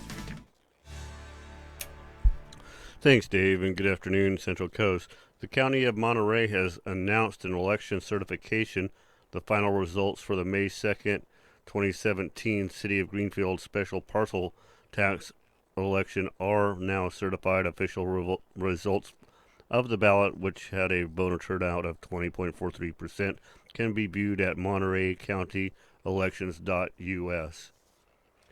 And the Santa Cruz Mid-County Groundwater Agency is holding a meeting next Thursday. The agency was formed last year in response to California's Sustainable Groundwater Management Act of 2014, which requires groundwater basins to be sustainably managed by the year 2040. At the meeting, the board will review the proposed public committee to develop the agency's groundwater sustainability plan. For more information, visit midcountygroundwater.org. The public is welcome at the 7 p.m. meeting at Simpkins Family Swim Center on 17th Avenue in Santa Cruz next Thursday. And the second annual Santa Cruz Arts and Technology Festival is tomorrow. The event will feature tech exhibits including virtual reality demonstrations, robots, drones, interactive games, electric vehicles, and solar technologies. It will also have indie music marketing workshops, music performances, and is held tomorrow from noon till 9:30 p.m. at the Center for Spiritual Living, located on 1818 Felt Street in Live Oak, Santa Cruz. It's 5:33, time to get back to Flight 1080. I'm Phil Deeseth for KSCO Radio.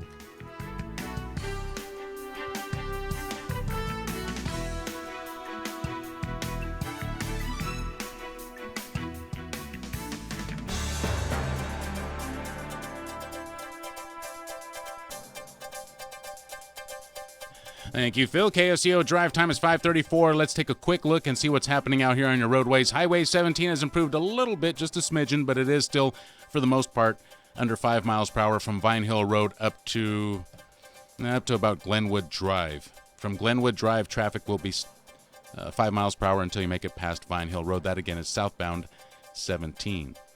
Here in Santa Cruz, slow-moving traffic from Santa Cruz into Aptos. Most of that is under 10 miles per hour. Monterey into Seaside, under the limit as well. They're doing about 10 miles per hour, as well as Moss Landing, southbound Highway 1. Southbound 101 heading into Coyote Creek, or into Coyote Valley. Stop and go, slowing down again in Gilroy near 10th Street, where again, it's stop and go. A little further down the roadway, southbound 101 near Merrill Road, 10 miles per hour. If you see something that your fellow commuters should know about, give us a call at 475-1080. Your weather forecast for tonight, mostly clear. Lows should be around 48 degrees. Tomorrow, sunny. Highs will be in the mid-60s. Your Monterey Bay boaters forecast for tonight, northwest winds 20 to 30 knots, wind waves 4 to 6 feet, and west swells 7 to 9 feet at 12 seconds. 72 degrees outside KSCO Studios. Flight 1080 will be right back. Does your business do shipping and receiving? Or maybe you're packing up to move across town? Coast Paper and Supply meets all your needs at affordable prices. We have boxes of all shapes and sizes, as well as a variety of packing tape and tape guns. For your fragile items, we carry bubble wrap, shipping peanuts, and Astrofoam. Shipping in bulk, we carry pallets and pallet wrap. You can find Coast Paper and Supply at 151 Josephine Street or at coastpapersupplyinc.com. You can also call us at 831-423-3350. This is Alan Lundell, a.k.a. Dr. Future on KSCO Radio. 10 years ago, we bought a house out in Boulder Creek. It was a gamble because we love to be around bandwidth and power. We found the perfect house with incredible view, but no bandwidth or power. I was very despondent. I was reading Wired, and I ran across this Silicon Valley executive who lived in the Santa Cruz Mountains, and he claimed he had bandwidth. He was getting service from some group called Etheric Networks. So I gave him a call. Etheric put a dish on our roof, and boom, we suddenly had amazing bandwidth. It's been 10 years now. We've been very, very happy with their service. KSCO Residential Special. Residential service up to 10 megabits per second, symmetric. That's up and down for $85 a month and $199 installation. With guaranteed minimum speeds and uptime, unlike our competitors. Etheric Networks. Call 650-399-4200. That's 650-399-4200. Etheric.net. That's ETHERIC.net. Ed Robertson inviting you to join us for the next edition of TV Confidential, Sunday morning from 6 a.m. to 8 a.m. here on KSCO AM 1080 in Santa Cruz. Our guests will include Charlotte Stewart, Miss Beadle from Little House on the Prairie, Mary X from Eraserhead, and Betty Briggs from Twin Peaks. That's TV Confidential every Sunday morning from 6 a.m. to 8 a.m. on AM 1080 KSCO. Listen and be heard.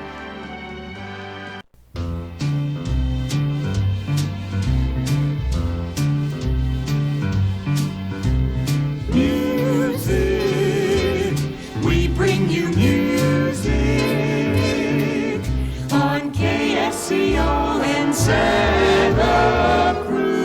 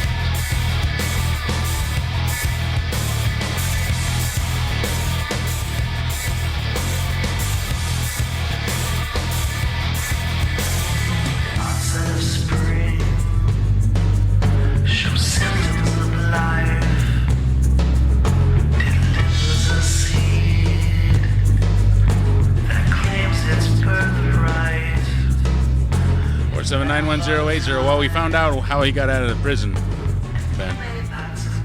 How Suge Knight got out of prison? Because you're telling me that he showed up at a basketball game, right, tonight?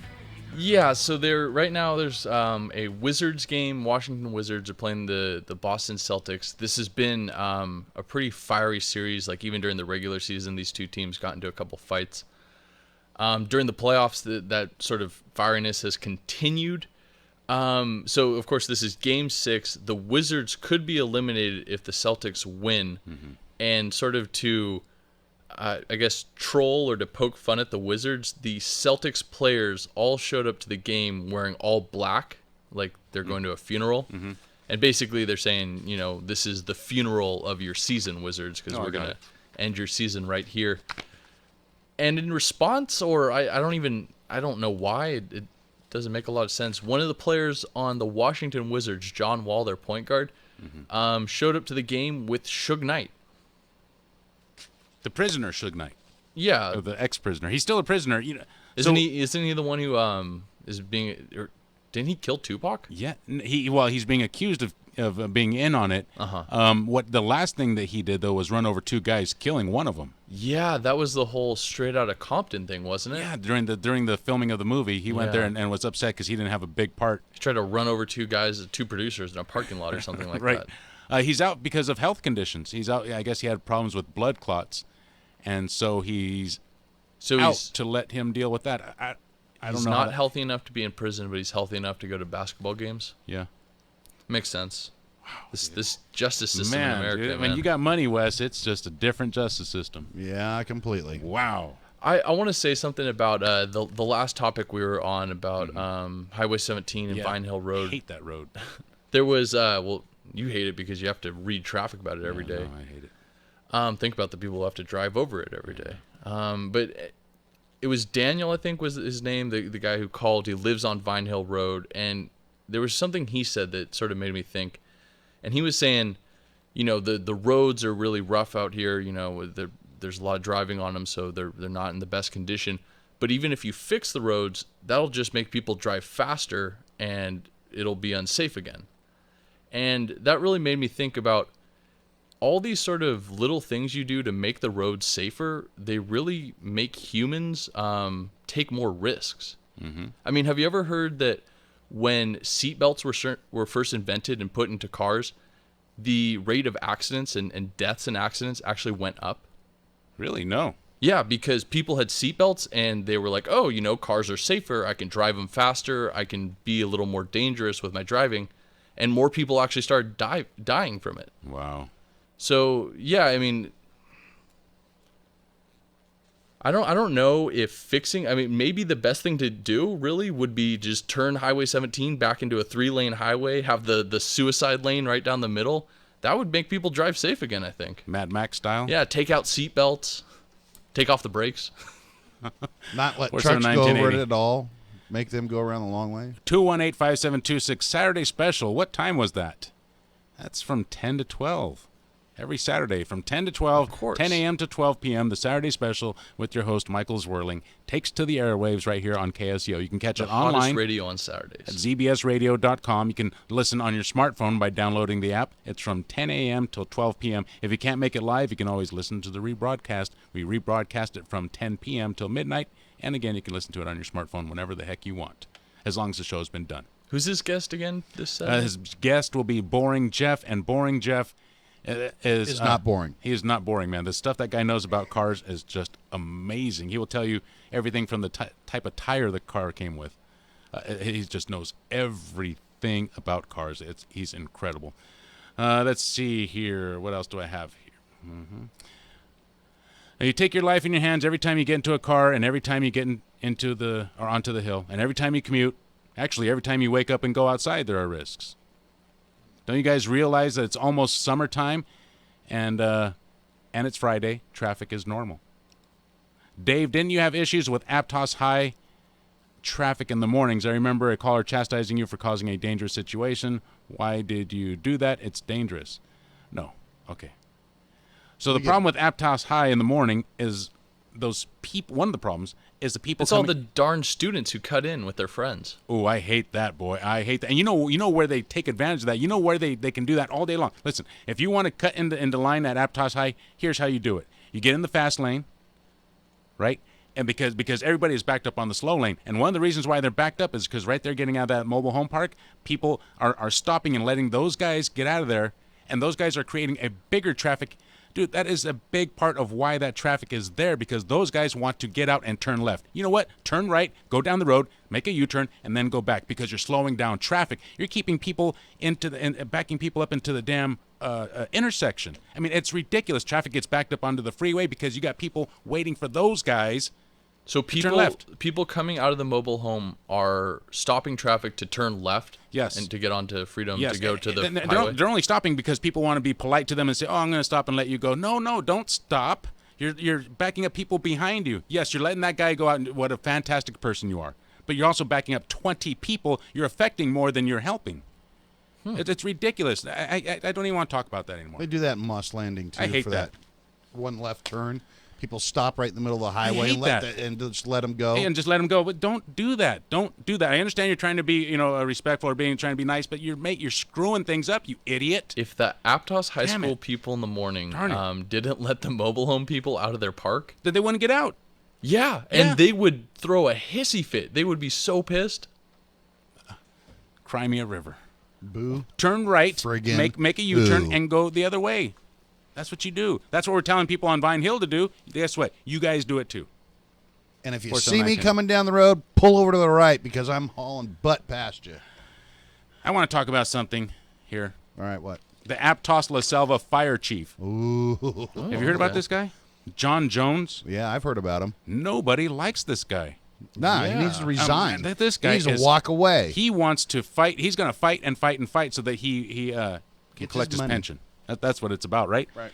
I mean, I read through this article. Well, can you blame him? In the Santa Cruz Sentinel, and nobody is supporting this guy. I cannot believe it. Everybody has turned on him. Everybody, even his administration. What does this guy do that's so incredibly terrible? Well, that everyone wants him out. His former co-workers from Orange County say, the guy's a really kind of a hard nose. Not many people are going to like that about him, but he's an excellent worker, and blah blah blah. So I Isn't think that what you want from a fire chief? Well, that's what you Right. want when you want the fire chief out of here, and you tell the other city he's a great guy. You're gonna like him, and then they came up here as well. I know that game. I don't know, dude, but I would be willing to say that this guy is just a listen. This is why it piques my interest, is because I see the same thing happening on a nationwide scale with Donald Trump. I mean, you look at everybody, even from the FBI now, who he seems to have turned against him. I mean, everybody, nobody working for him. Everybody's leaking against him. He doesn't know where to turn to. The guy's got nobody to back him up. He's it seems got like himself into a little bit of a pickle. yeah, lately. man. And this story right here reminds me of where our president is, and it's just like by being so I don't want to say being such a jerk, but there's it's being so abrasive and being so. I don't think it's quite at that level yet. I mean, I think in this case with the fire chief, you have I think some of his subordinates wrote a letter of no confidence, right? Yeah, all of them, everybody, I believe, said no confidence. Yeah, did. so we're not quite there with Trump yet. Right. But yeah, there's a comparison. To be made. There's a comparison to be made. Absolutely. There's a huge issue that's going on down there, and for him to stick around when it just blows me away. I mean, that's your safety down there in Aptos. I mean, you've got, he's the chief, and nobody likes him. That's an issue. That is an issue, and it's do you an think issue. that would really affect like fire safety though? Yes, and yeah, and because here's why. he's in control of the training. He's in control. I mean, but I don't think that would he sit there and say, if the alarm went off, he's not going to send out engines. That's not going to happen. Right. But yeah, there's an issue. Somebody in this article here, and this is from our good friends at the Santa Cruz Sentinel, which Wes, they have 3 great deals, 3 fantastic deals, but you have to call. Crap. I got it right here. I got it right here. You have to call this number, Wes. It's 706-3261. 831-706-3261. And that's the number of the Santa Cruz Sentinel. 706-3261. Details in this story go to point out, Ben, how not having enough people supporting you, in this guy's case, the fire chief, can pose a safety hazard to the citizens because everyone's going to be like, I'm working with this guy. And so the teamwork is not going to be there. They're not going to be as closely knit, not as fine-tuned a machine as they would be if they liked them. Well, what people should do if they really want to get it, because Off the Lip radio show last week had a lot of the firefighters in here, and he was interviewing them. You should go back and download the show and listen to it from the app. Yeah, I'm sure that would be the best source of information. Get it straight from the horse's mouth. 479-1080. But again, it seems to me, well, first of all, the idea that just because this guy is a hard ass and the people don't like him, that would affect the team chemistry or whatever. Yeah. These are firefighters. I mean, they're paid to save people's lives. That's not the way it always works, though, dude. That is not the way it always works. I mean, it's the leadership, man. I mean, it's not just that. It's the followers too. Some guys just can't get past their petty dislikes to work with somebody that's, I don't like that guy, I'm not gonna work with them. Well, it's your job to do this stuff. You don't have to like the guy. A little bit more than that. I think that there's way more to the story than that. Wes, what? 706-3261. Now I got 3 deals from the Santa Cruz Sentinel. Okay, Sundays only, 26 weeks, less than $1 per day, less than $1 per week. All right, Sundays only, $23.96. Sundays only, 26 weeks. Friday, Saturday, and Sunday, 13 weeks, less than 50 cents per day. If you want to get the Santa Cruz Sentinel 7 days a week, for 8 weeks, you can get it for about 35 cents per day. But this is only for new subscribers. So if you've subscribed to the Santa Cruz Sentinel, go down to the DMV and change your name. Right. That way you can get the deal. Right. Or you can pull like a Caitlyn Jenner. Yeah. Who, by the way, has ruined the name Caitlyn. Yeah. Right? Well, I don't know. Can we really say that it's her fault? Maybe not. Well, I don't know. But the name Caitlyn has witnessed a huge decrease in popularity, right? Yes. In 2016, the name Caitlyn, in terms of popularity rankings, fell further than any other name in the English language. Wow. I mean, yeah. It's even less popular than Wes. What? Well, no. You're the only person I've ever known named Wes. I'm sorry. Really? Yes, Wes. Yes. Truly. Yes. I knew a West. Yeah, but not in a That's West. a direction. I'm not a direction. It's WES. At KSCO.com if you want to send me an email. Oh, pretty fancy. But so Caitlyn was already a incredibly popular name for children, and apparently it took quite a nosedive in 2016. I wonder why. It's not like unpopular now, but it lost a lot of its popularity. 479-1080. How would you feel if you'd been leasing a house and paying property taxes for 20 years, but still had a leaky roof and the landlord would not maintain the property? I'd be pissed. Then, without prior notice, your landlord inspected your garage without your knowledge and told you that you were in violation for bad housekeeping? Ooh, I'd be pissed. That's what's happening at the Watsonville Airport. Talk to the people at Granite Construction and ask why they are moving to Monterey after 70-plus years at WVI. I guess that's Watsonville Airport. WVI. I wonder what WVI stands for. Ask about the skydivers in the mist approach paths. Mr. Williams's, that's Rayvon Williams's, high-handed manner has alienated pilots and driven aviation business away from Watsonville. That's a letter written to the Santa Cruz Sentinel by Tom Unsicker. But isn't the issue that people are using those hangars for things that aren't? Yes, that's the issue. But like he said, the landlord had never come to see that before, and then they come over here and say, hey, you can't be baking cookies in your hangar? What's that all about? I got to say, I'm not too happy with the way he's planning on addressing this issue too. He's basically saying, you know what, I'm just gonna wipe my hands clean of it, and I'm going to let the fire department deal with any sort of safety hazards that occur there.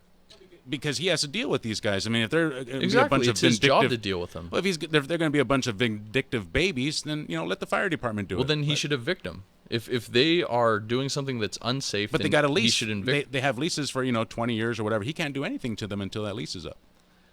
He can't find anything in there that says it has to be aviation related. Maybe he can, and he just maybe he could. I don't know. But the other thing is, if there are safety issues, I mean, as the manager, he's responsible for safety. Yeah. 479-1080, dm@ksco.com. So let me get this straight. So the people that have the 20-year leases aren't storing aviation equipment in there. They're doing businesses out of the hangar. Yes. Yeah, and he's upset about that. He's saying, you know what, there's too much stuff for me to handle. I'm just going to pass all safety responsibilities onto the fire department. Yeah, because a hangar isn't designed for occupancy. Right. It's designed to put a plane in. That's his point exactly. And I don't know the guy. He could be the nicest guy in the world. He could be the biggest jerk in the world. But I think he's in the right on this one. Yeah, I would think so. Yeah. I mean, that's what you go to an airport for. I mean, I get that. I don't know how much they leased hangars for. I'm sure it's not. I don't know how expensive it is. But then all of a sudden, you're going to start doing a business out of it. The lease should say something in the lease about running a commercial business out of it, out of a hangar. You'd hope so. You would think. What bugs me about this is that he's just passing the buck on, and don't the firefighters have enough to deal with already? Well, but with the fire department, they have the authority to close it down, red tag it. I think the city would too at that point too. Yeah, but you would think so. You would think they'd be able to come in and red tag it. Sorry, you're out. Yeah, definitely. But again, there's something in the story about the regulations at that airport hadn't been updated since like 92 or something. Right. So, yeah, people taking advantage of loopholes in the rules. Yeah. Can't blame them for that, though. 479-1080, let's see who's up next. Joe is calling from Santa Cruz. Thank you for your call, Joe. You're in the air. All right, we need to create the world's biggest binky, okay? Because America's turned into a bunch of sissies. Straight up, Donald Trump is doing just fine, unfortunately. I have to say it. Nobody's giving him a chance. They got their ears plugged, their eyes closed, their mouth open. It's a spitting thing, and we got to get rid of this spitting thing because we're all going to need a real big raincoat to cover ourselves with all the spitting that's going on.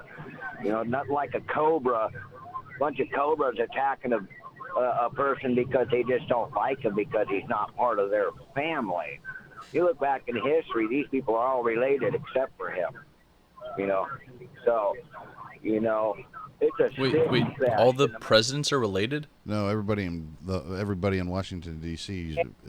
knows somebody. And they're all related too, I'm sure. But everybody but Van Buren, all the presidents, including Obama, are related to each other by cousins, aunts, and uncles. Okay. Okay, the little girl in Santa Cruz proved that. She put out her little chart of it. So it's like, if you look at that, he's the only one that's not related, another not related. And the one thing he wants to do is get rid of all these banking guys that don't work for people, like the Bank of Italy, that don't work for the people. It's not an American bank. It's and they've been running America so long into the ground. The Bank of Italy? Yeah. Bank of America? The Bush Bank of America. The Bush family's been running it for so many years. It's unbelievable. And if everybody wants to know about the wall, we paid for that at 9/11 when it happened. When 9/11 happened, we paid for that wall to be built. And, I want to know where our taxpayers' money went for that wall that was paid for. Interesting, Joe. We'll do some research on that. Thank you. So, all the presidents except for Donald Trump I'm and scared. Martin Van Buren have been related Yes. by cousin. And what else? Just brothers, cousins, sisters, mothers. Yeah. Friends of the family that you call uncle, but they're not really your uncle, but you call them an uncle because your parents drink with them and everybody's just kind of friendly, like that kind of family. So all the presidents have been drinking buddies? Yeah, I guess. I don't know. 47910. I don't know, Ben. What do you want from me? I finally got tired of it today. I called my buddy that was he's retired FBI and he was in counterterrorism and explosives. I said, what did people think of Comey? He said, well, pretty much the rank and file liked him. The only thing that he did was step out of line and wanted to be kind of like a prosecutor. And, he did come from the DOJ and everybody, because that's not how the FBI works. They do the investigation, they package it up and give it to the DOJ. They decide whether or not they prosecute or not. So for him to step out of line and do a press conference, but for the most part, the rank and file actually did like him. What do you think about what he told or what he tweeted out about Comey today? Do you think that was a threat? The tapes or whatever? Yeah, there better not be any tapes of us or something like that. I just had visions of the tape recorder and Nixon's desk when he said that. I was just like, oh God. Do they record every conversation? I mean, how would that be? They used to. Well, I mean, I think it was up to each individual president whether they wanted to record it or not. The recordings that captured Nixon and the Watergate thing, those were actually started by Kennedy. It might have been. Yeah. Apparently, this is what I learned, is that Kennedy was the first president to install those listening devices in the White House or in the Oval Office. Probably is to record things so that you have an accurate record of what happened. I think he like just wanted the recordings recording. of him in Maryland. Yeah, going at it. Yeah, that'd be all right. Why would you want to? Why would you say anything that you wouldn't want to be recorded? I mean, you're the president of the United States. You know that there's a recording device in there. Why would you say anything that you would? You don't need to have a recording device anymore, guys. All you need is a phone. That would be illegal, though. I saw a report it couldn't that be used. It would be useless. Sources close to Comey were saying that he is begging for there to be tapes. So, I don't know if Trump wants there to be tapes. 479-1080 DM at KSCO.com. We're 10 seconds away from CBS News. Keep it tuned in. We got the good stuff right here. We got the really good stuff right here. It is going to get interesting, though, here real soon. KSCO Santa Cruz. Flight 1080.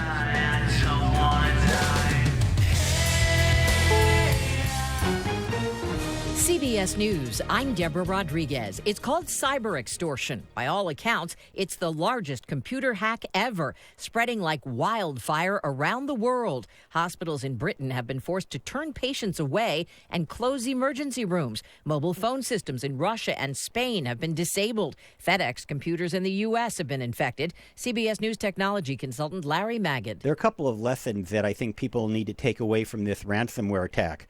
One is that you need to update your systems with the latest security patches because this and many other attacks go after outdated versions of software, including the Windows operating system.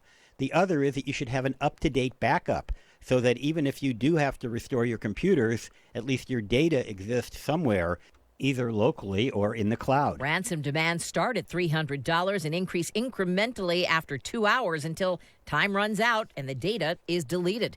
Inconsistencies, conflicting information. What do you expect from the president's press secretary, even his national security advisor?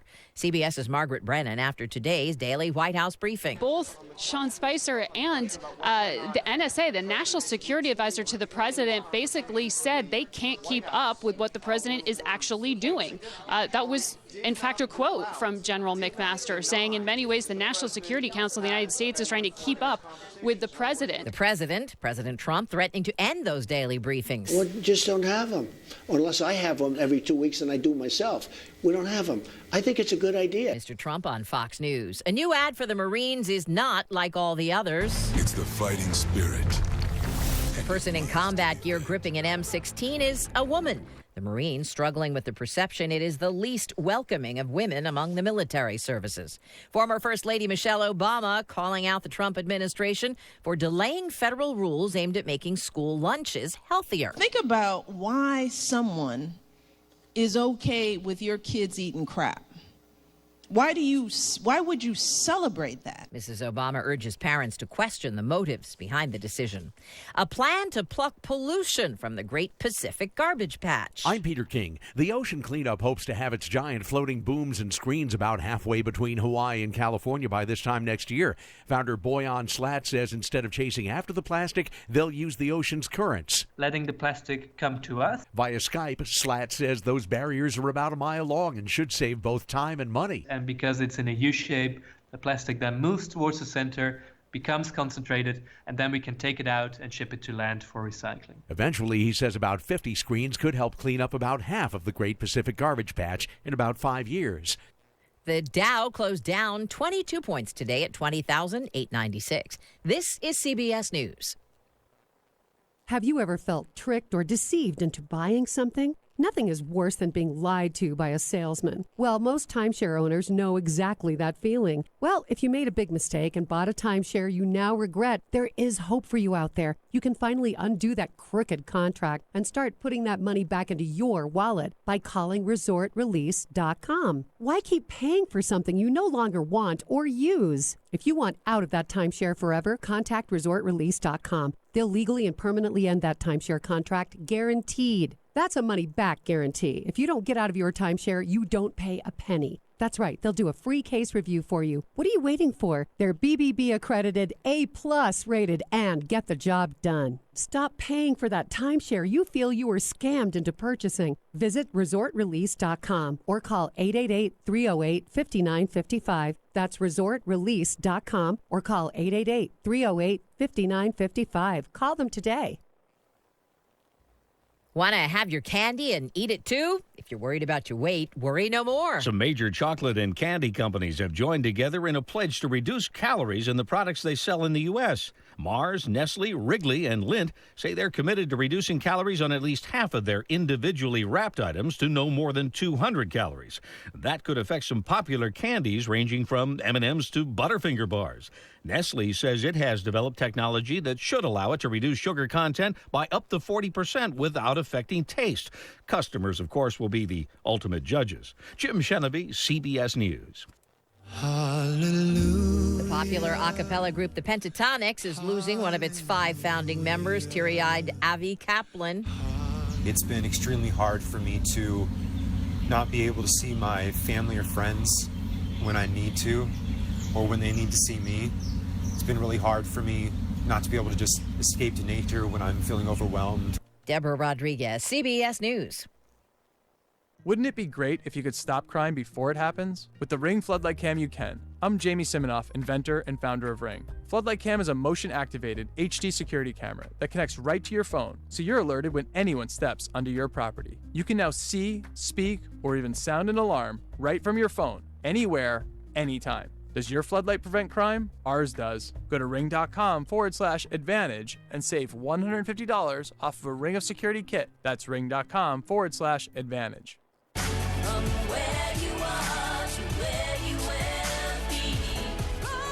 This is Charles Husband. Olivet Nazarene University believes that an education unlocks a person's potential. They believe an educated person has a positive impact on his or her community. They believe that education is not something to be contained, but imparted to the world. They believe in you. Learn more at graduate.olivet.edu. Olivet Nazarene University. From where you are to where you will be. Good afternoon, everyone. You're listening to AM 1080 KSCO Santa Cruz, AM 1340 KOMY, La Selva Beach, Watsonville. The time is now 6:06. We've got traffic and weather for you. The time is still 6:06. Highway 17 is cleaned up its act. It is looking good between Los Gatos and Santa Cruz. Here in Santa Cruz, though, it's a different story. 10 miles per hour as you make your way past 41st Avenue. It's going to stay under 10 miles per hour until you make it into Aptos. Monterey County, Highway 1 southbound, passing the old four-door, 10 miles per hour. That's a relatively brief slowdown, though. Slow moving as well, southbound Highway 1 approaching Moss Landing, just outside of Watsonville.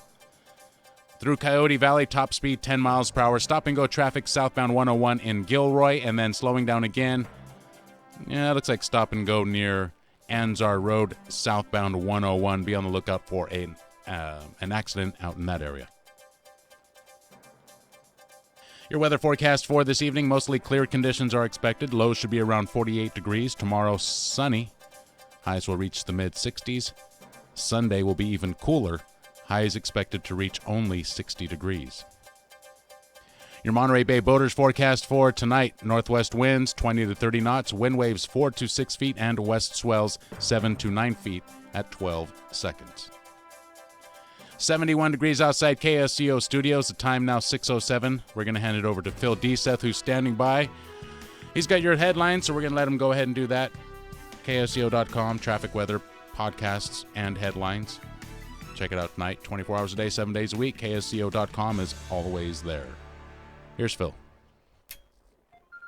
Thanks, Dave, and good afternoon, everyone, or evening. Hang on, I'll get a phone call.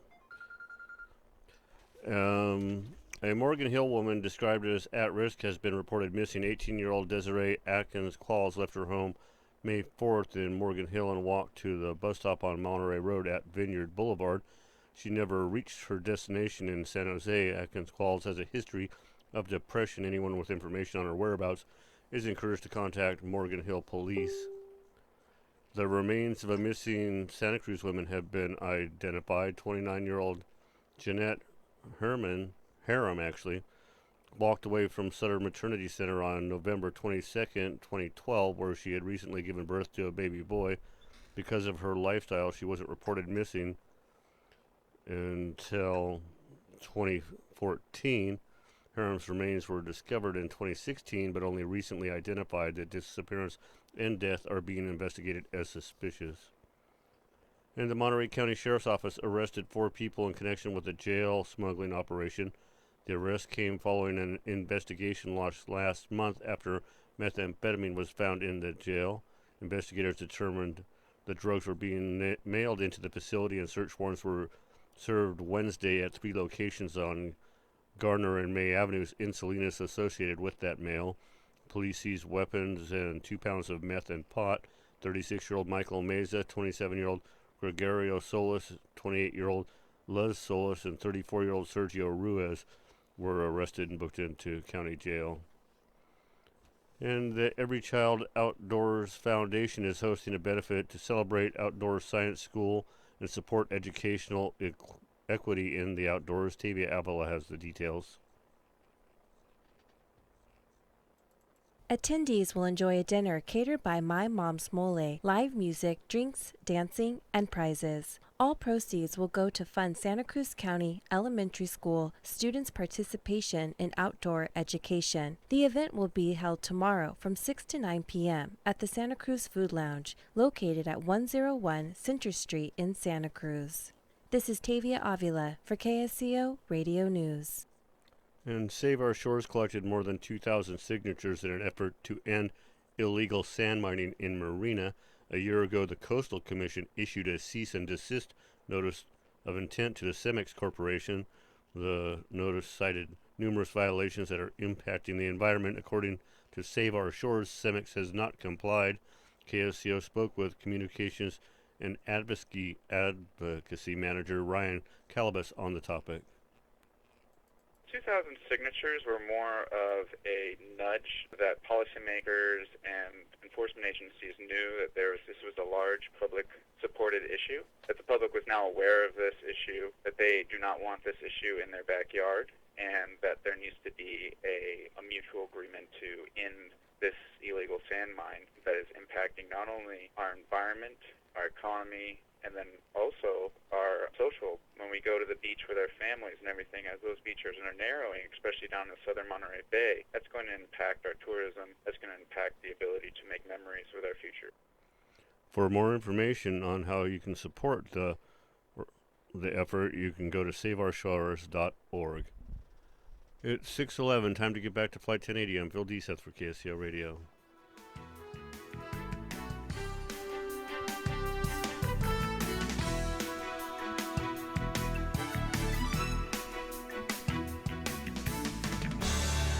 Come enjoy the amazing Redwood Mountain Fair. Music, arts, fun, food, and microbrews. There's something for everyone June 3rd and 4th at beautiful Roaring Camp in Felton. 22 fantastic bands on 2 stages. Arts and crafts, expanded kids zone. Discount tickets and detailed information, links to bands and artists, all available online at redwoodmountainfair.com.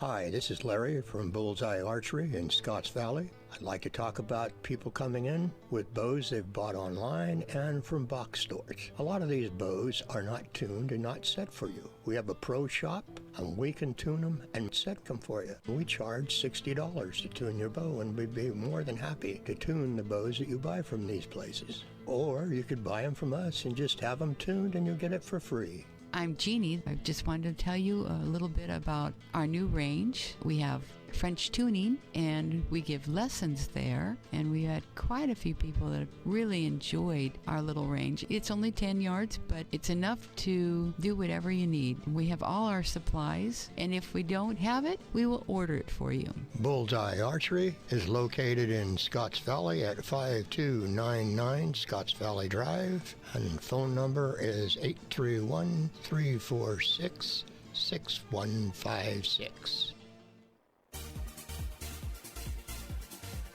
I'm Rob Watson from Out in Santa Cruz. Join me Saturdays at 7 p.m. as I bring you the hottest equality stories locally and from around the globe. I bring you fun, fabulousness, and I don't shy away from controversy. Join me as I take you over the equality rainbow right here on Out in Santa Cruz, Saturdays at 7.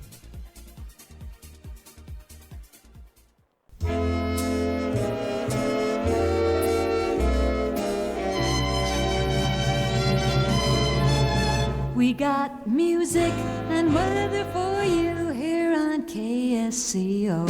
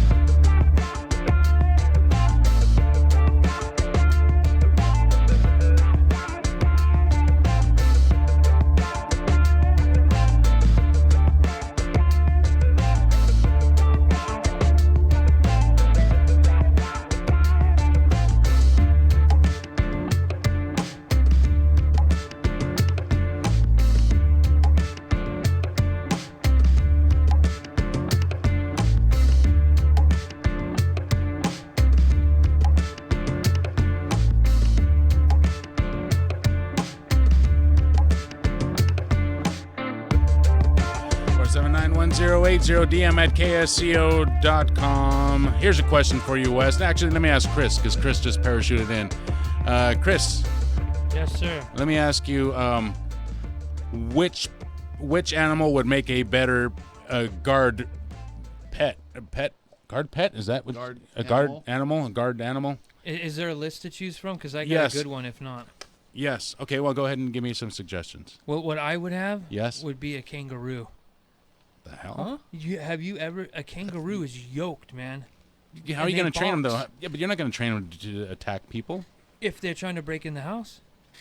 Ooh. How are you going to train the kangaroo to do that? You don't have to. They know it, like, naturally. You know what? I like that. Why did they attack you? I saw this video where this guy was in his house, and there was a glass window there, you know? And the kangaroo came up and started socking his window, right? And thumping it with his foot and his tail. But dude, the kangaroo had a 6-pack and you know, big old chi-chis, you know, full of muscles. I mean, the thing was unreal. If you got punched in the face by that kangaroo, you would bell. You know what? All I right. like that because it's got the baby kangaroo in its pouch, right? And it could pop out and throw little cheap blows. Kick you in the nards while his Yeah, mom's exactly. knocking you out. All right, I mean, okay, Wes. Top that. Rottweiler? Rottweiler, Schmottweiler. Ben?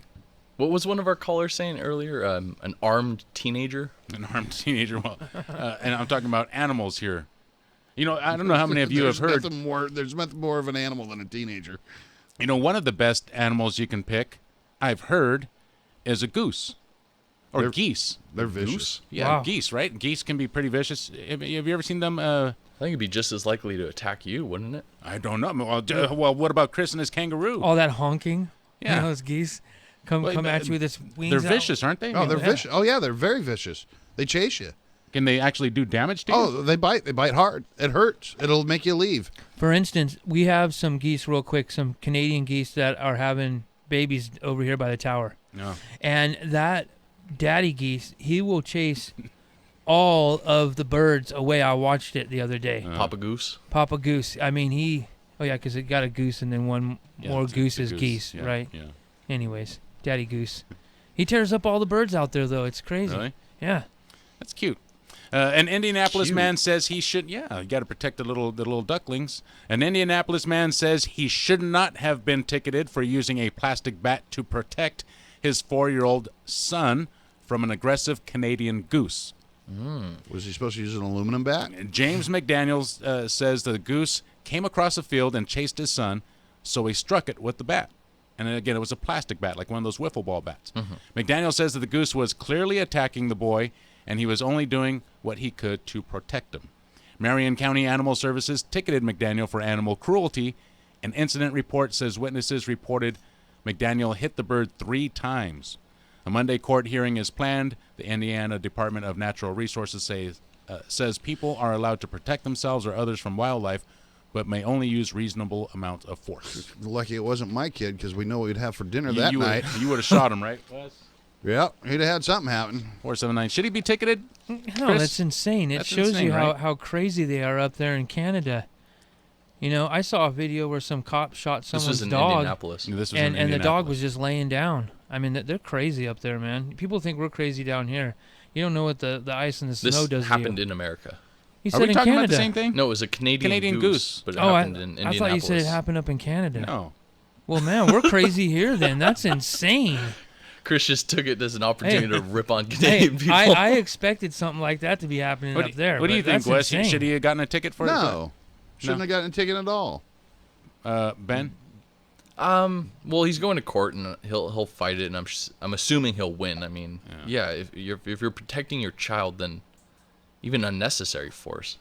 I mean, it's a 4-year-old kid. What else do you expect him to do? 479-1080.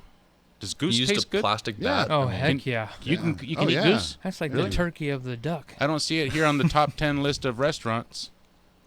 I What? see. I have a top 10 list of restaurants here in the U.S. Fast food restaurants. Oh, here we top go. 10 best fast food restaurants. Chris, I wonder your if number any one? of those restaurants serve goose. There was only one place that I ate at, and that was Wendy's, because it had real chicken breast, and it was like the last honest fast food. Wendy's. I'd say In-N-Out. Ben? Oh yeah, In-N-Out. In-N-Out or maybe a Chick-fil-A. I like Jack in the Box. Jack in And the it's Box not is even good. here. What? I used to eat there Number all the one time. is In-N-Out. Number 2, Raising Cane's chicken fingers. I've never even heard of that. Neither have I. Number 3, Chick-fil-A. 4, Whataburger. Yeah. Is that real? I Yeah. always thought that was fake from Nickelodeon. Wasn't No, that? they're in L.A. Whataburger? Okay. Number 5, Krispy Kreme. Number 6, Pollo Campero. Wait, Krispy Kreme counts? A donut shack? That's not dinner food. Number 7, Papa Murphy's. Number 8, Jason's Deli. Number 9, Culver's. And number 10, Jersey Mike's Subs. Those are the top 10. Papa Murphy's is so good. We have one right over here by Subway on 41st Avenue, and I am there like at least twice a month getting a pizza on the weekend. Troy in Scotts Valley, you're in the air. Hey, greetings all. Hey, I want to talk about Crescent Drive with Wes, but first, Chris is right. those kangaroo with a forward kick, they can snap you in half, and I'm not kidding. Remember that movie, Thunderdome, when they had Master Blaster? That'd be like the kangaroo. What would you feed your kangaroo, Troy? In there. My favorite kangaroo? No, what would you feed it? What would you feed it? What would you feed your kangaroo? I would feed it In-N-Out burgers. But hey, Wes, how old are you? I'm 49. Oh, okay. Well, then I'm a little bit older than you because, did you ride bus to school? Yep. When you were SoCal? Yeah. Who was your bus driver? Oh my God, I can remember his face, but I don't remember his name. I remember the bus number. It was 17. Oh, well. Anyway, the Chaponis, Kmeyers, the the Camerons, Chaponis were and, my grandparents' neighbor, and the Valancourts were down at the other end. The Valancourts, they were kind of sketchy. Yeah, but, they were. Fusars and Thors lived next to Vine Hill Road. But anyway, there was this hot chick that lived up there. She was a couple years older than me, Debbie Arrington, and she was beautiful, man. But I thought maybe you knew her. I did, and I knew her younger sister too. Did you? Yep. I wonder what she's doing now. I have no idea, but yeah, I remember. I know the pretty girl always ends up in the trailer park with like 10 kids, right? Yeah, that's usually what happens. Scotts Valley Trailer Park. Okay, guys, have a great weekend. See you later. All right. Thank you for the call. Pretty wild. Was that a bad stereotype? I don't know. It's the truth, though. Yes, maybe every I've seen pretty that. girl ends up in trailer Not parks. everyone. That is the truth. It's like The his prettiest story. one. No, it's like E that equals story. MC squared, and all pretty women end up in. No, it's like when you're in Didn't high I school wait- and there was wait the one until hot you- chick everybody wanted. That's when that always happens Wait in a until movie you get or to your something. 20th reunion of your high school, Ben. You'll go, oh wow, okay.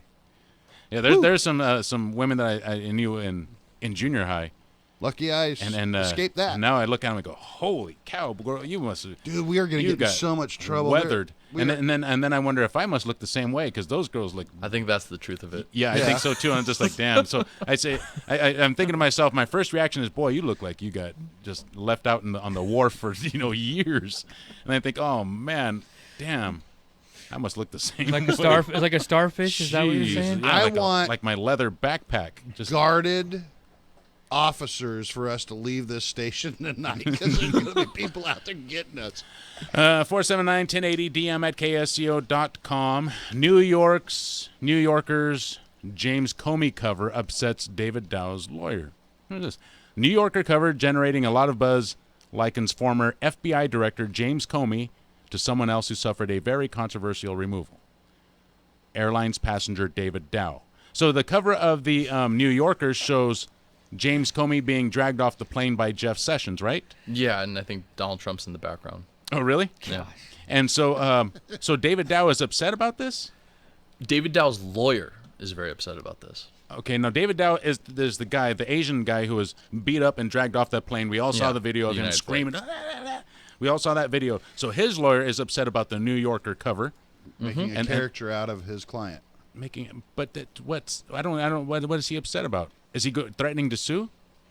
Well, in a way, in my I mind, don't think so. I think he's just saying, "Hey, you know what? That's not cool."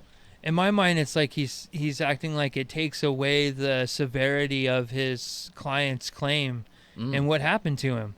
You know, it's kind of like so it turns into a joke.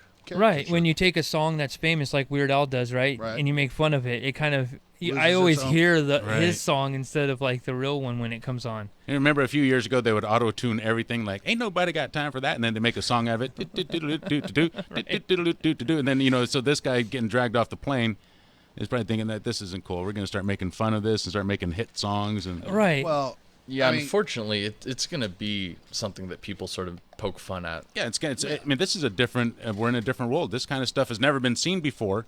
But I guarantee you, this stuff is going to be seen for a long time to come. I mean, I grant you, I support Trump, but I got to admit, firing Comey like that was pretty rough. That was a bad canning, that man. was weird, right? Yeah, that's a is straight bizarre. up. That's what you do when you're trying to hide something. No, it's what. And then James Comey says, "Well, you know what? I'm not going to go and testify this Tuesday or whenever he was supposed to. He was supposed to testify pretty soon." He says, Well, "Nah, I'm not going it's to do like it." you go to lunch and you come back and your car key doesn't work anymore. You sit there and go, what happened? Your computer's turned off everything, and there's a guy there that's telling you to pack up your stuff and get out. Did you see how he found out?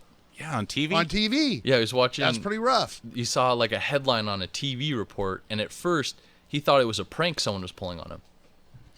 I would too, because that's not how you fire the director of the FBI. Well, I mean, you know what? I Should think the president even be allowed to fire or hire No. or appoint the FBI director? I mean, Yes. shouldn't that be something out of his hands? It falls under his responsibility. Well, sure, but or is under that- his powers. is that But cool, though? I think unless the FBI director has like done something illegal, you shouldn't fire him. There's Right. no reason to There's fire no him. reason. That should be hands off. I think. I mean, as I don't like that as he much did as that. possible. The FBI director should remain a apolitical position. I mean, it shouldn't be affected by politics.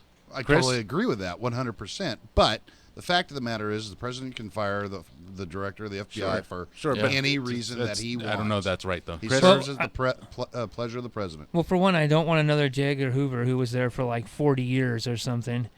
And the other thing is that the Democrats, for 9 months when Comey started his investigation against the emails, said that he should be fired every day. Every time the head of the Democratic Party or one of their minions came out on the news, it was they wanted him out. They wanted him out. He's picking on Hillary. The calls to fire Comey only came after the right Hillary before Clinton. the No, it was the election. whole. It was the whole entire time he was investigating her, and I don't I've think seen. so. I remember. But anyways, Chris, so should he have done it this way? I think because he has the authority to. So I mean, one way or the other, he's got to let him go. If he doesn't think he's doing his job right, then no pun intended, honestly, but you're fired. Do you honestly believe that he didn't think he was doing his job right? Do you honestly think that he was concerned about Hillary Clinton so much that he said, "Yeah, you shouldn't have done that to her. I got to let you go." No, it wasn't like that. I think, the thing about Comey's hearings was every time he came out, he pretty much said she was guilty, but he would use like one or two words to make it like, well, she's not really though. It was like every single time, and I think that wish-washy type of thing that was occurring, maybe Trump didn't like that. Well, Well, I if you don't look think at the official explanation that they provided in that memo, I think it's the Rosenstein memo. Whatever reason, it doesn't matter. Again, he serves as at the pleasure of the president. What annoyed me is that you don't treat somebody that had such a great reputation at the DOJ and now as the FBI director that bad. You just don't. He spent his life in service for us. And I don't think that Comey was a bad guy. I think he just didn't take his DOJ hat off when he was at the FBI. 479-1080. Let's get to the phone lines. We only got a few more minutes. Let's share them with Mike calling from Live Oak. You're in the air, Mike.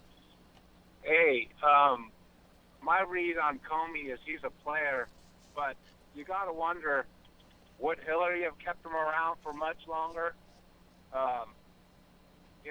What I'm interested in is seeing who he's replaced by, and letting that indicator and that person's performance speak for the judgment call. Thanks. That's fair enough. I mean, 479-1080. Without a doubt, he should be replaced by the deputy director. I mean, he is the going to person be, that was right? right Well, under. for right now, he is. Yeah, Right. but that should be his Exactly. permanent replacement. I mean, I think that's the most fair. 479. What else did he say? He said something else I wanted to. Damn, I forgot. But Hillary, honestly, if she'd have won, she'd have fired him the first day. that Oh, she that's was what it in. was. Yeah, Hillary Clinton would have fired him by now, but that still doesn't. It's here nor there. Doesn't Again, justify what Trump did. Well, yeah, it doesn't justify what he did. I just think how he fired him there's better tact to do that. and no doubt about that. No doubt about Hey, that. we've seen how he fires people on his TV show. No doubt You're about fired. that either. That was pretty much 479-1080, DM at KSO.com. We're going to break for CBS News, traffic, weather, and all that good stuff. Keep it tuned in. Flight 1080 will be right back. Oh, be sure to stop by tomorrow. The Dave Cave open from 10 a.m. till 2 p.m. We got our shipment, so we probably got what you need, and I'll be out there till 2. KSO Santa Cruz. CBS News Update. A vast hack attack around the world. The largest hack ever has gummed up the works in FedEx computers in the U.S., shut down emergency rooms in the U.K., and affected mobile phone systems in Spain and Russia. Politico's cybersecurity expert Eric Geller says it's one big mystery. Researchers are still combing through the malware. They're trying to gather it from people's computers and analyze it for, things like IP addresses that can point to where it's coming from. But right now, we really don't have any good answers there. Cal Leeming knows plenty about hackers. He used to be one himself. What we're seeing today, I don't think is actually anything to do with money. Even though ransomware is at the face of it, if you look at the details of what's actually transpiring today, What we're seeing here is something a lot bigger than financial, and there's more at stake. The hack demands $300 to restore information, and the price goes up incrementally after 2 hours before files are destroyed. CBS News Update. I'm Deborah Rodriguez. You're listening to AM 1080 KSCO Santa Cruz. The time is now 6:32. Headlines are up next. Here's Phil Deeseth. Thanks, Dave, and good evening, Central Coast.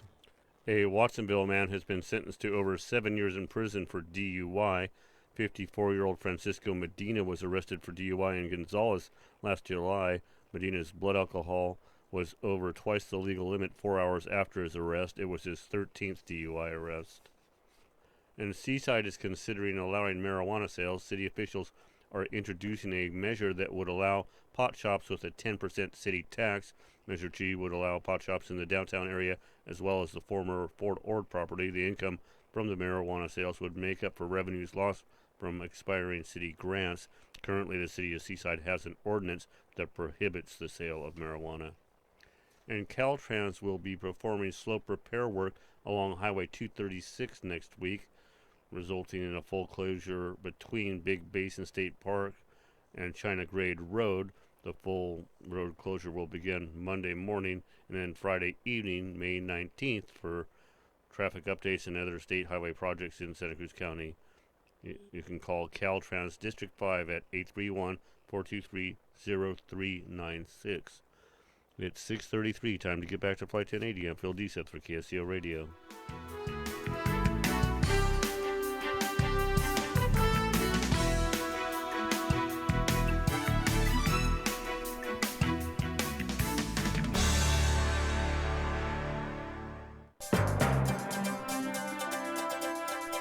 Thank you, Phil. KSCO drive time is now 6:33. Let's see what's happening out there on your roadways.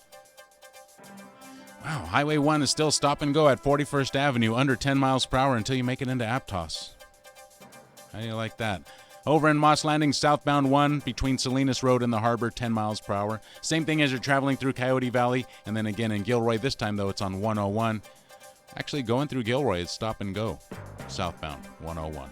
Southbound 101 also. Be on the lookout for an accident further down the roadway. This is closer to Merrill Road. Traffic down to 10 miles per hour. Your weather forecast for tonight, mostly clear conditions are expected. Lows should be around 48 degrees. Tomorrow, sunny. Highs will be in the mid-60s. Small craft advisory out on the Monterey Bay this evening.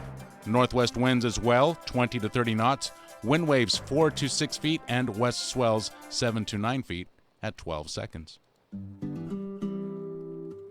Join Staff of Life Natural Foods Saturday, May 20th from 12:30 to 4:30 as we celebrate 48 years of serving our community with a free afternoon of great food sampling, wine and beer tasting, music, and family fun. Staff of Life offers the largest selection and best prices on all the natural food items you're looking for. I love all the selection. You would never believe everything that's here when you walk through the doors. All the fresh produce. We get all our breads here, the deli meats. We love everything. Come enjoy samples of our most popular products, wellness demonstrations, raffle prizes, kids activities, free barbecue samples, and local beer and wine tasting, all while you dance to the sounds of Santa Cruz favorite, the Joint Chiefs. Everyone is welcome to Staff's free anniversary bash, May 20th, 1266 Soquel Avenue off Morrissey Boulevard. Come join us for a fun-filled afternoon.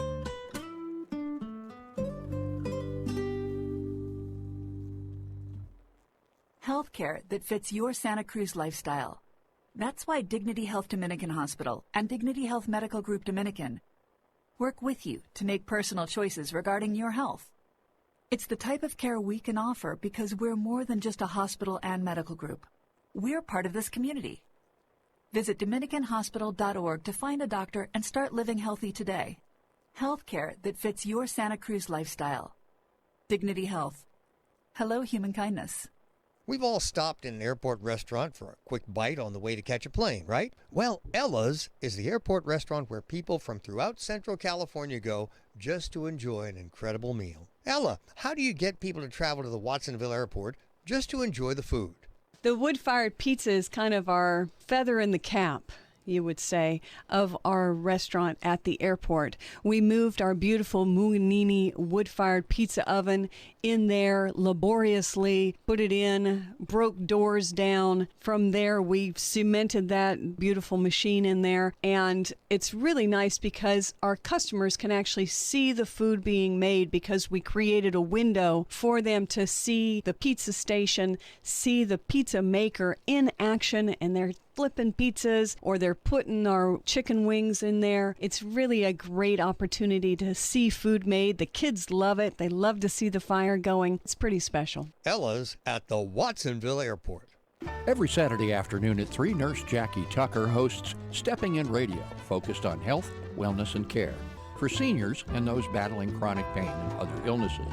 Your questions and comments invited, regardless of social standing, economic status, or age. That's Stepping In. What resources are available for these special populations and those who care for them? Join Nurse Jackie Tucker to explore these questions and more on Stepping In, this Saturday at 3 on KSCO.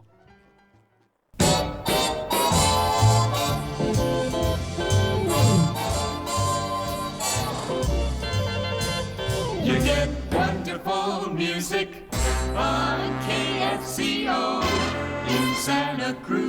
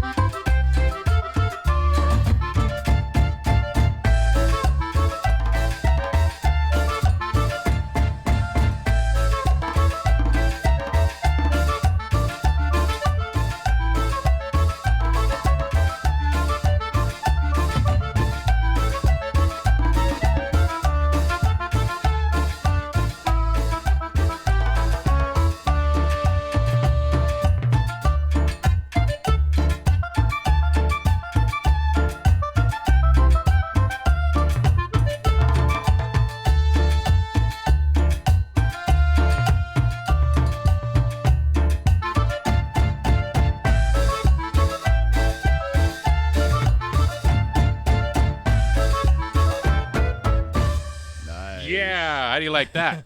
That's pretty cool. I like that song. I'm going to put 5 stars on that, and you're going to hear more of that used in our bumper rotation. I like that. No one could see it either. We were having a full Congo line going. That is cool stuff, man.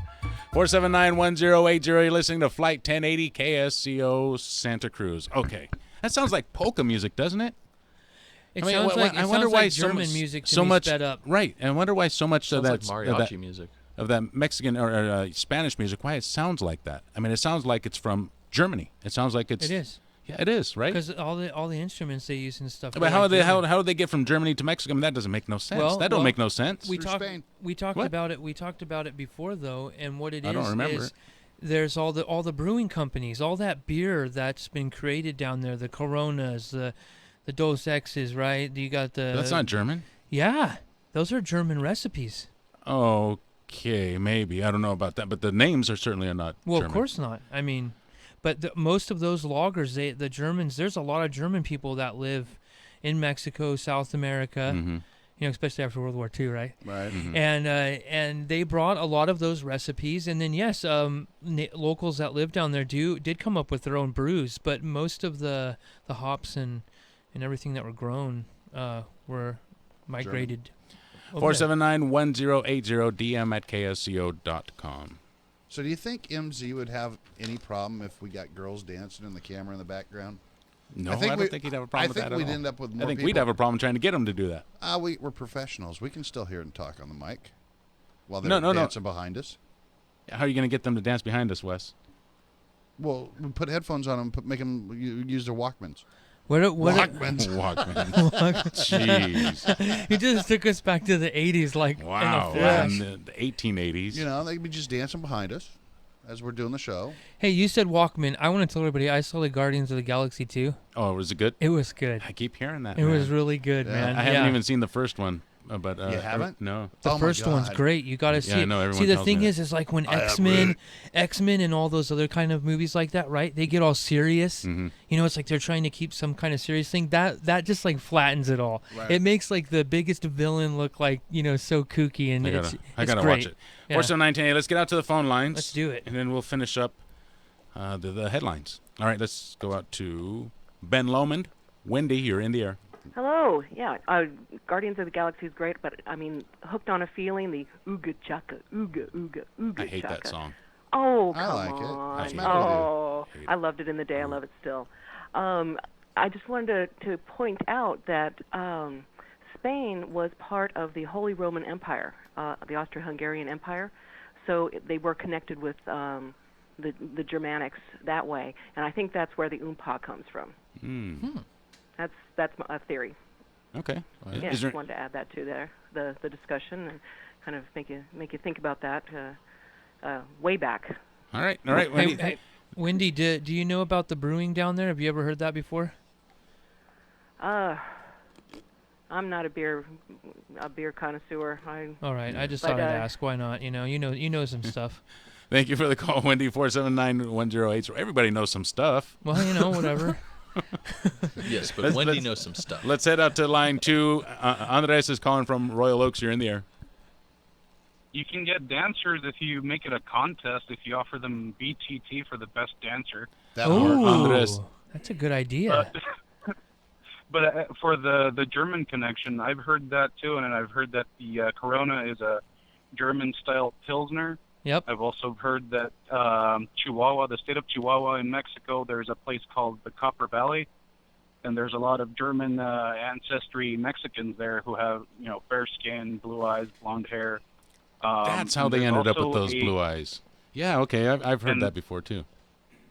There's also religious communities like, I think they're Mennonites that live down there and are part of that, either Amish or Mennonites. And that they've been there mostly, pre-World War II, and then a little bit during and after. But, those are my 2 cents for today. Interesting. Okay, Andres, thank you for your call, 479-1080. Yeah, because I've heard that, I know there's a section of Mexico where they come from and they've got blue eyes and blonde hair. It's like, what the heck happened? What's going on here? Mm-hmm. And that would make sense if there's German blood mixing in around there. Troy from Scotts culture. Valley just called up to point this out. The Spanish word for German, Aleman. That sounds familiar. It's literally aleman. Aleman, like beerman. Oh, wow. Huh. That's amazing. See? Oh. 479-1080. Yeah, this is fun. Today's fun. What are you going to do after work, Wes? I'm going to continue to get Everyone stuff. keeps saying my 2 cents. Are they talking about your show? They're talking about my show. Really? That's going to start on Sundays on the 21st at 6 o'clock here on KSCO, KSCO Global, KSCO.com. And it's really it's going to be a show that's going to focus on all the investor hubs, blogsters. It's gonna be real interesting. It's going to be fun. I'm going to have my buddy Robert come in here, which is funny because when that guy loses money, it is funny to watch. So when is this going to happen again? This is going to be the 21st is the first debut show, and that's at 6 o'clock on Sundays. And then on the 28th, I've got some guests that are going to be calling in from Canada, from Anfield Technologies, because I'm going to solve this pesticide weed thing. All right. Really, and I'll get into this more in the debut show. That story is what finally pushed me over the edge to get back onto the radio. Wow.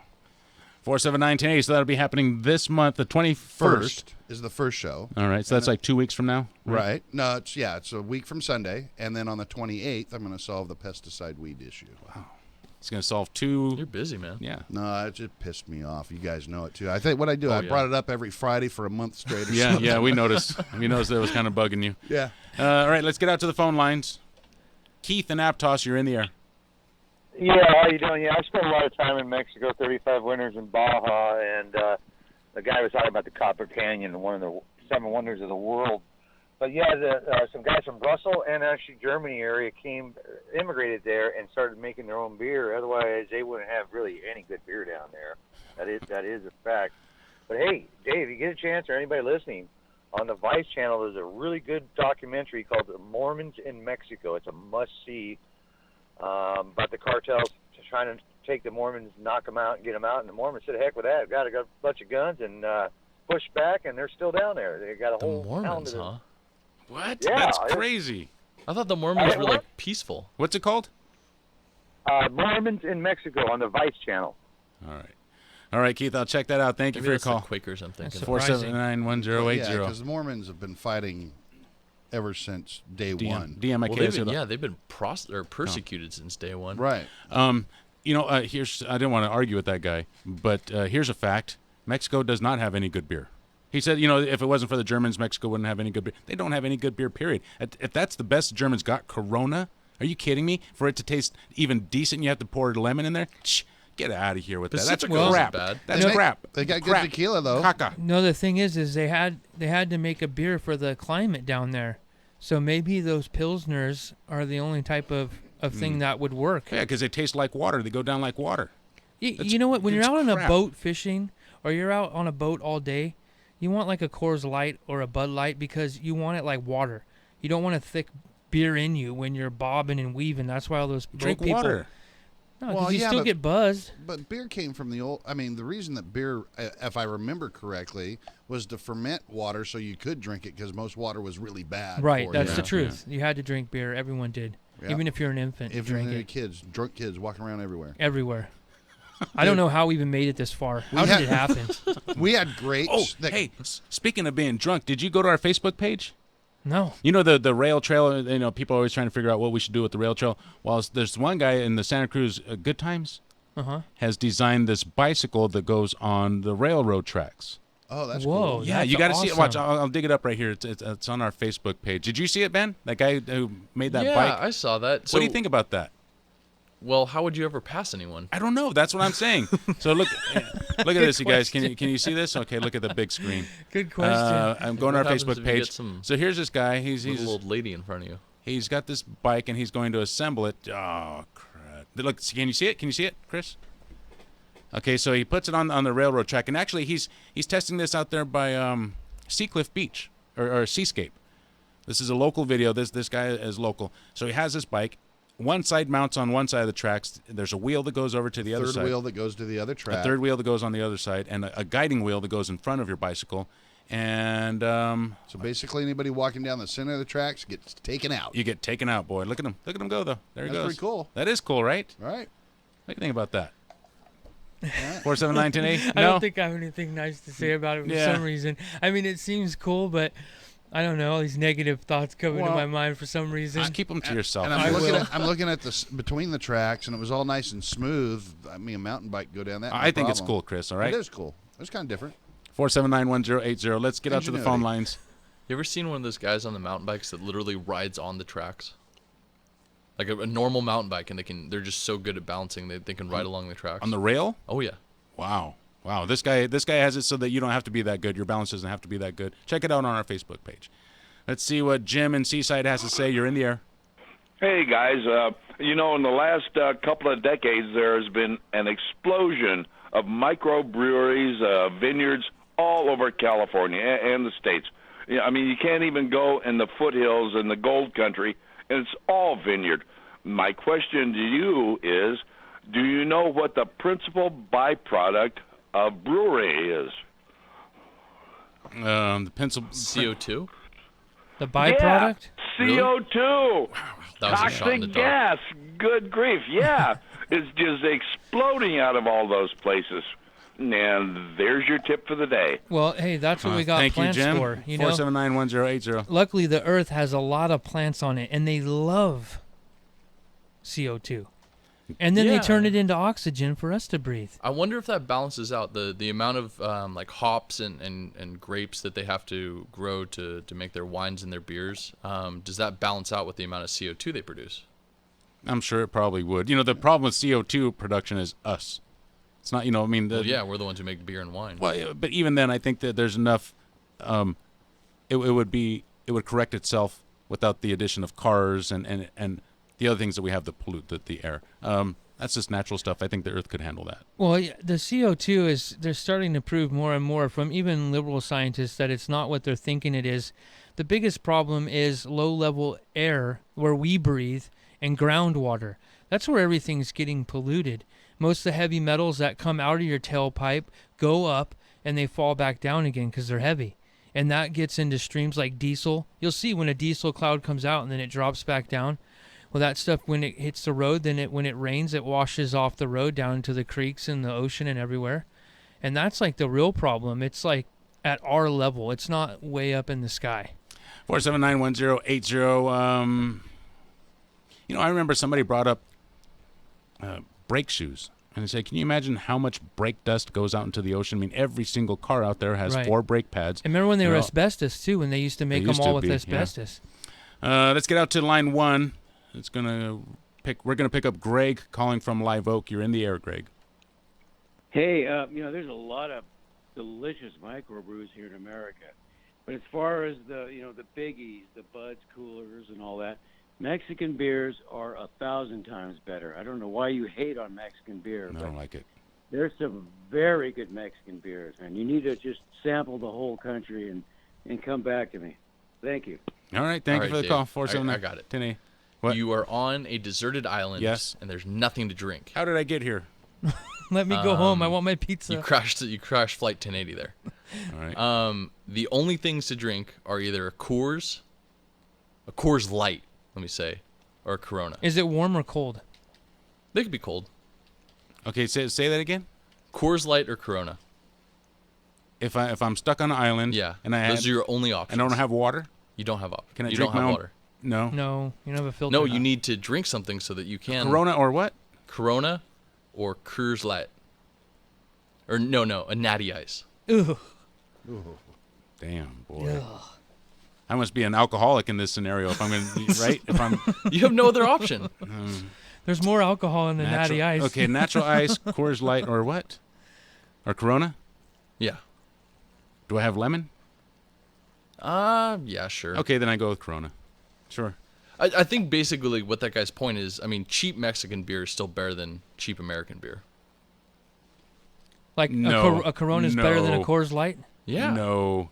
I think Are you so. No way. Oh, yeah. No way. You're telling me, no, that's ridiculous. A cheap Mexican beer is better than a cheap American beer?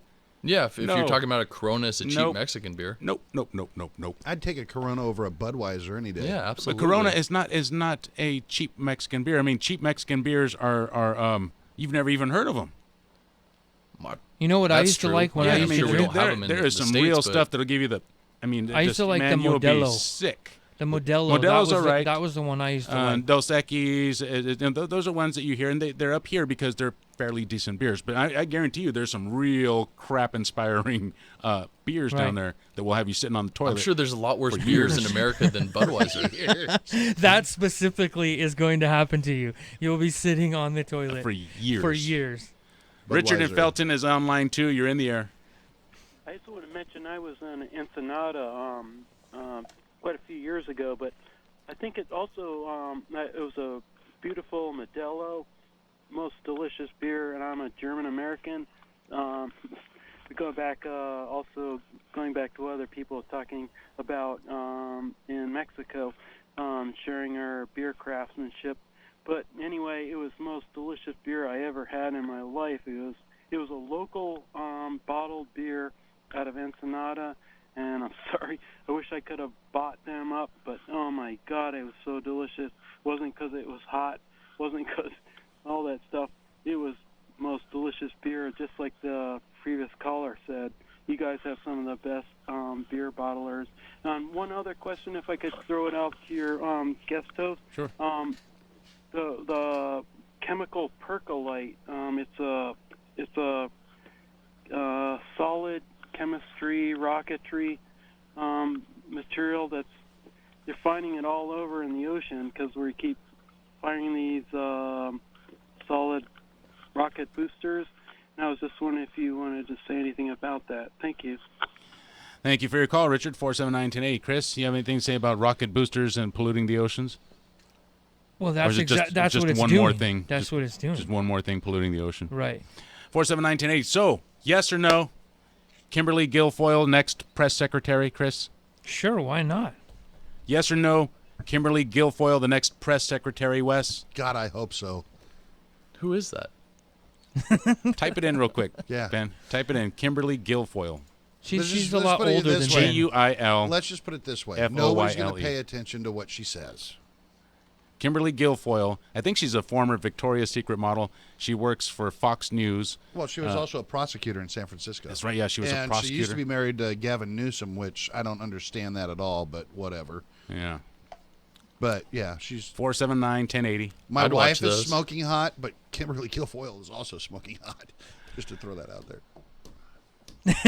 You should have just said, my wife is hot, and the other girl, she's okay. Wes is going to be sleeping on the couch tonight. No, my hoping is that she's not listening. These are the nights when they always but I'll are. know by the time I get to the house. I'll be swinging by and picking up some roses from a vendor. I just want want to to be picking up your stuff on the lawn. Is that the life of a married man, that before you can say that any woman is hot, you have to say your wife is hot? Oh, yeah, because she is. I got a smoking hot wife. I really do. I mean, she's smoking hot. I mean, really, really hot. You're like, hold on, let me qualify this statement by making sure that I still think my wife is beautiful. This woman's also kind of hot. Right. Well, for a TV, yeah, works for me. 479-1080. Yeah, I would AM at definitely. KSCO.com. I would watch more of those Look, I have White to House sit- press conferences. I don't know what it is about Al Pacino, especially the older movies, but I have to listen to her because she'd leave me in a second for Al Pacino, especially if it was. So I already know that. We've had that conversation. Sean Spicer is back, by the way, so Yeah, no he's Kimberly old, but- Guilfoyle. What happened? I heard somebody said that guy was in the bushes or something. Who?